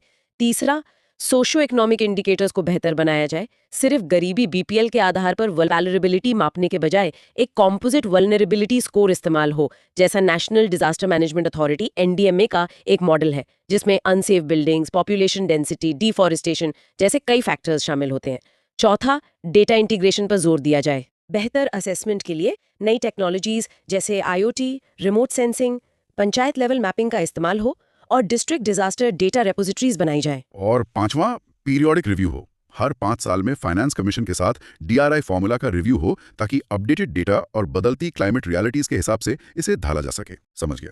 तो निष्कर्ष ये निकलता है कि DRF भारत की डिजास्टर गवर्नेंस का एक बहुत ही सेंट्रल पार्ट है, लेकिन इसे ज्यादा प्रभावी और न्याय संगत होने के लिए बदलना होगा, इवॉल्व होना होगा। बिल्कुल, इस फ्रेमवर्क को हमारी क्लाइमेट रियलिटीज, क्षेत्रीय असमानताओं और खासकर पहाड़ी क्षेत्रों की विशेष वल्नरेबिलिटीज को ध्यान में रखते हुए विकसित करना होगा। एक रीफ्रेम्ड, ज्यादा इक्विटेबल और ज्यादा एडेप्टिव DRF ही हमारी क्लाइमेट रेजिलियंस और फिस्कल जस्टिस दोनों को मजबूत कर सकता है। अग्रीड। चलिए अब चलते हैं हमारे आखिरी हिस्से की तरफ, सेक्शन 5.13 न्यूज स्निपेट्स। पर्यावरण क्षेत्र में कुछ और भी महत्वपूर्ण हालिया डेवलपमेंट्स हुई हैं जिन पर एक सरसरी नजर डालना जरूरी है। ये स्निपेट्स भी एग्जाम पर्सपेक्टिव से इंपॉर्टेंट हो सकते हैं। तो पहला है 5.13.1 state energy efficiency index SEEI 2024। इसके बारे में बताएं। हाँ, CEE 2024 हाल ही में जारी किया गया। इसे ब्यूरो ऑफ एनर्जी एफिशिएंसी, जो मिनिस्ट्री ऑफ पावर के तहत आता है, और alliance for an energy efficient economy AEE मिलकर निकालते हैं। इसका पर्पस है भारत के 36 राज्यों और यूनियन टेरिटरीज की एनर्जी एफिशिएंसी परफॉर्मेंस को असेस करना। इस बार जो छठी एडिशन थी उसमें महाराष्ट्र, आंध्र प्रदेश, असम और त्रिपुरा अपने अपने रिस्पेक्टिव ग्रुप्स में टॉप परफॉर्मर्स रहे हैं। राज्यों को उनकी परफॉर्मेंस के आधार पर 4 कैटेगरीज में बांटा जाता है। फ्रंट रनर्स जिनका स्कोर 60% से ज्यादा हो, अचीवर्स 50 to 60%, कंटेंडर्स 30 to 50% और एस्पिरेंट्स 30% से कम। इसका सिग्निफिकेंस ये है कि ये राज्यों को उनके state energy efficiency action plans CEAPS को इम्प्लीमेंट करने में मदद करता है और एक तरह से कंपटीशन भी बढ़ाता है। ठीक है। अगला स्निपेट जो है 5.13.2 monsoon related extreme weather event से जुड़ा है। मॉनसून का बदलता मिजाज भी आजकल लगातार खबरों में है। बिल्कुल, ये बहुत चिंता का विषय है। हमने हाल में देखा पंजाब में बाढ़ आई, उत्तराखंड, हिमाचल प्रदेश, जम्मू कश्मीर में लैंडस्लाइड्स और फ्लैश फ्लड्स हुए। ये दिखाता है कि एक्सट्रीम वेदर इवेंट्स बढ़ रहे हैं। मॉनसून का नेचर बदल रहा है, रेनफॉल पैटर्न्स इरेटिक हो रहे हैं। मतलब कभी बहुत ज़्यादा बारिश हो जाती है कम समय में, तो कभी लंबे ड्राई स्पेल्स आ जाते हैं। एल नीनो के साथ मॉनसून का जो पारंपरिक लिंक था वो भी वीकनिंग ट्रेंड दिखा रहा है। बारिश का स्पेशल रीडिस्ट्रीब्यूशन भी हो रहा है। कुछ इलाके जो पहले ज़्यादा नम थे वो सूखे हो रहे हैं, और जो सूखे थे वहाँ ज़्यादा बारिश हो रही है। और इसमें क्लाइमेट चेंज की भूमिका अब काफ़ी स्पष्ट है। समुद्र का तापमान बढ़ रहा है, हवा में ज़्यादा मॉइस्चर आ रहा है। इसके इम्पैक्ट्स बहुत व्यापक है। आपदाएं तो हैं ही, हेल्थ इश्यूज भी हैं जैसे heat stress, vector borne diseases जैसे डेंगू। फोरकास्टिंग में चुनौतियां बढ़ रही हैं, और इकोनॉमिक इम्पैक्ट तो है ही, खासकर एग्रीकल्चर और लाइवलीहुड्स पे। कंक्लूजन यही है कि हमें रेजिलियंस बढ़ाने पर फोकस करना होगा, सस्टेनेबल इंफ्रास्ट्रक्चर, बेहतर अर्ली वार्निंग सिस्टम्स, इन सब के जरिए। पानी की बात चली है तो अगला स्निपेट वर्ल्ड मेट्रोलॉजिकल ऑर्गेनाइजेशन यानी WMO की state of global water resources 2024 report पर है। इसके की हाइलाइट्स क्या रहे हैं? इस WMO रिपोर्ट के जो मुख्य बिंदु हैं वो भी काफी चिंताजनक है। पहला, लगातार तीसरे साल ग्लेशियर का मास लॉस रिकॉर्ड किया गया है। मतलब ग्लेशियर तेजी से पिघल रहे हैं, और कई ग्लेशियर पीक वाटर पॉइंट तक पहुंच गए हैं या उसे पार कर गए हैं। इसका मतलब है कि अब भविष्य में उनसे पिघलने वाले पानी की मात्रा कम होने लगेगी, जो नदियों के फ्लो को प्रभावित करेगा। दूसरा, वाटर साइकिल बहुत ज़्यादा इरेटिक हो गया है। रिपोर्ट बताती है कि दुनिया के 2/3 रिवर कैचमेंट्स में या तो सामान्य से ज़्यादा पानी, बाढ़ देखा गया, या सामान्य से कम सूखा। मतलब जल चक्र का संतुलन बिगड़ रहा है। वाटर साइकिल आप जानते ही हैं, पानी का कंटिन्यूअस मूवमेंट है। स्टोरेज पॉइंट्स जैसे झीलें, ग्लेशियर, ग्राउंड वाटर जिन्हें पूल्स कहते हैं, और प्रोसेसेस जैसे इवेपोरेशन, प्रेसिपिटेशन जिन्हें फ्लक्सेस कहते हैं, इनके बीच क्लाइमेट चेंज इसे इंटेंसिफाई कर रहा है। मतलब एक्सट्रीम रेनफॉल और ड्रॉट्स दोनों बढ़ रहे हैं, और ग्लेशियर पिघलने और समुद्र के पानी के थर्मल एक्सपेंशन से सी लेवल राइज हो रहा है। कंक्लूजन यही है कि हमें adaptation strategies, integrated water management और ग्लेशियरों की बेहतर मॉनिटरिंग की सख्त जरूरत है। क्लाइमेट चेंज की बात हो रही है तो जीवाश्म ईंधन यानी फॉसिल फ्यूल्स का जिक्र जरूरी है। ये प्रोडक्शन गैप रिपोर्ट 2025 क्या कहती है इस बारे में? ये रिपोर्ट, जिसे Stockholm environment institute SCI, climate analytics और international institute for sustainable development IISD जैसी संस्थाएं मिलकर निकालती हैं, एक बहुत ही खतरनाक तस्वीर पेश करती है। ये बताती है कि 2030 के लिए दुनिया भर के देशों की जो प्लान्ड फॉसिल फ्यूल प्रोडक्शन है, कोयला, तेल, गैस, वो पेरिस एग्रीमेंट के 1.5 डिग्री सेल्सियस तापमान वृद्धि की सीमा के लक्ष्य से 120% ज़्यादा है, और 2 डिग्री सेल्सियस की सीमा से भी 77% ज़्यादा है। कोल प्रोडक्शन में तो ये अंतर सबसे ज़्यादा है, 500% से भी ज़्यादा। और ये भी पाया गया कि फॉसिल फ्यूल सब्सिडीज अभी भी बहुत ज़्यादा है, कम होने के बजाय। इसका सिग्निफिकेंस साफ है। ये हमारे क्लाइमेट प्लेजेस और ज़मीनी हकीकत के बीच के बड़े गैप को दिखाता है। ये बताता है कि हमें एक जस्ट ट्रांजिशन के साथ कोयला, तेल और गैस को तेज़ी से फेज आउट करने की ज़रूरत है। एक और दिलचस्प कॉन्सेप्ट इधर चर्चा में आया है, ग्रे राइनो इवेंट। ये क्या होता है? ये ब्लैक स्वॉन से कैसे अलग है? हाँ, ये ग्रे राइनो इवेंट एक ज़रूरी कॉन्सेप्ट है रिस्क मैनेजमेंट में। देखिए, ग्रे राइनो उन खतरों को कहते हैं जो हाईली प्रोबेबल होते हैं, मतलब जिनके होने की संभावना बहुत ज़्यादा होती है, हाई इम्पैक्ट होते हैं, जिनका असर बहुत बड़ा हो सकता है, लेकिन जिन्हें निगलेक्ट किया जाता है, यानी उन पर ध्यान नहीं दिया जाता जब तक कि वो सामने आकर टक्कर ना मार दें। इनके बारे में क्लियर वार्निंग्स मौजूद होती हैं, संकेत मिलते रहते हैं, लेकिन हम उन्हें अनदेखा करते हैं। ये ब्लैक स्वॉन इवेंट से अलग है, जो रेयर, अनप्रिडिक्टेबल और अनफोर्सीन होते हैं। हाल का जो वायनाड लैंडस्लाइड हुआ, उसे कई लोग ग्रे राइनो इवेंट का उदाहरण मान रहे हैं। वो इलाका लैंडस्लाइड प्रोन था, पहले भी छोटी मोटी घटनाएं हुई थीं, जियोलॉजिकल सर्वेज में चेतावनियां थीं, लेकिन शायद उन पर पर्याप्त ध्यान नहीं दिया गया। सिग्निफिकेंस यही है कि प्रिडिक्टेबल आपदाएं भी हमारी लापरवाही या उपेक्षा के कारण भारी नुकसान पहुंचा सकती हैं। हमें इन ग्रे राइनोज को पहचानना और समय रहते कदम उठाना सीखना होगा। समझ गया, प्रिडिक्टेबल बट निगलेक्टेड रिस्क। अब आते हैं तूफानों पर। हाल ही में सुपर टाइफून रगाजा 5316 खबरों में था, जिसने फिलीपींस को प्रभावित किया। ये सुपर टाइफून क्या होते हैं? हाँ, सुपर टाइफून रगासा काफी शक्तिशाली था। देखिए, सुपर टाइफून उन बेहद तीव्र ट्रॉपिकल साइक्लोन्स को कहते हैं जिनमें हवा की अधिकतम सस्टेन्ड विंड स्पीड्स 185 किलोमीटर प्रति घंटा या उससे ज्यादा होती हैं। इनके फॉर्मेशन के लिए कुछ खास कंडीशंस चाहिए होती हैं।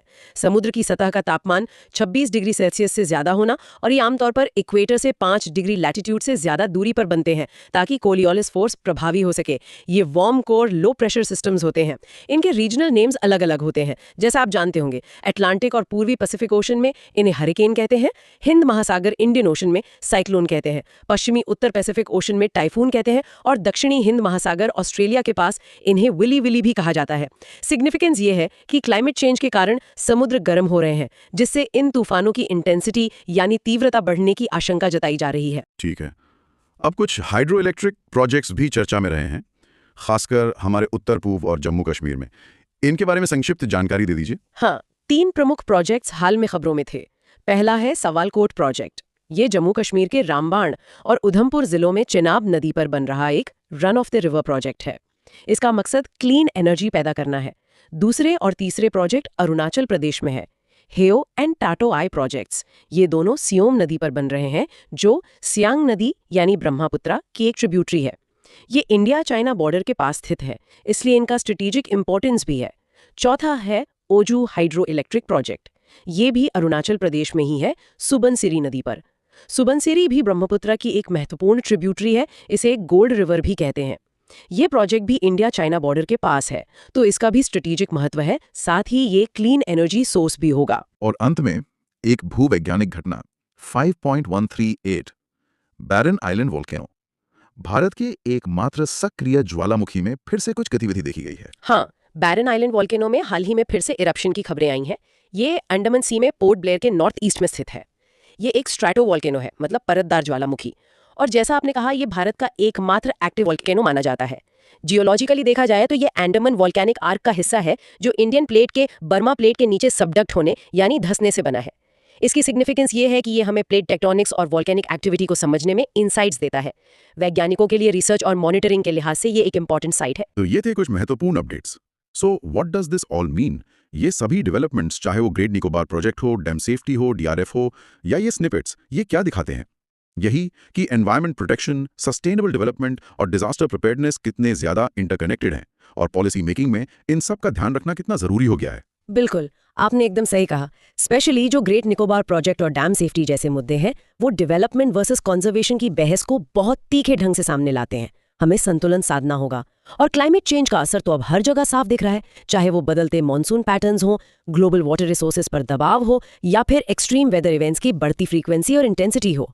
ऐसे में डिजास्टर रिस्क फाइनेंसिंग फ्रेमवर्क को ज्यादा एडेप्टिव और इक्विटेबल बनाना और फॉसल फ्यूल प्रोडक्शन गैप को एड्रेस करना, ये फ्यूचर सस्टेनेबिलिटी के लिए क्रिटिकल चैलेंजेस हैं, जिनसे हमें निपटना ही होगा। बिल्कुल, ये सारी चर्चा हमें सोचने पर मजबूर करती है कि आगे बढ़ते हुए हम इन जटिल ट्रेड ऑफ्स को, इन चुनौतियों को कैसे नेविगेट करेंगे, ताकि एक बेहतर और सुरक्षित भविष्य सुनिश्चित हो सके। हाँ, ये सवाल सिर्फ नीति निर्माताओं के लिए नहीं है, बल्कि हम सबके लिए है। हमें सोचना होगा कि हम व्यक्तिगत और सामूहिक स्तर पर क्या योगदान दे सकते हैं। सतत विकास और पर्यावरण सुरक्षा ये साझा जिम्मेदारी है। ये था आज का audio book discussion from vision IAS monthly magazine. अगर आपको ये फॉर्मेट हेल्पफुल लगा तो इसे लाइक और शेयर जरूर करें ताकि और एस्पिरेंट्स भी बेनिफिट ले सकें, because God help those who help others. और सब्सक्राइब करें हमारे चैनल को, जहां आपको कई अन्य स्टैंडर्ड बुक्स की ऑडियो समरी एंड नोट्स मिलेंगी। हमारी कोशिश है कि आप कहीं भी कभी भी सुनकर अपनी तैयारी जारी रख सकें। मिलते हैं अगले एपिसोड में एक और इम्पोर्टेंट टॉपिक के साथ। धन्यवाद और जय हिंद।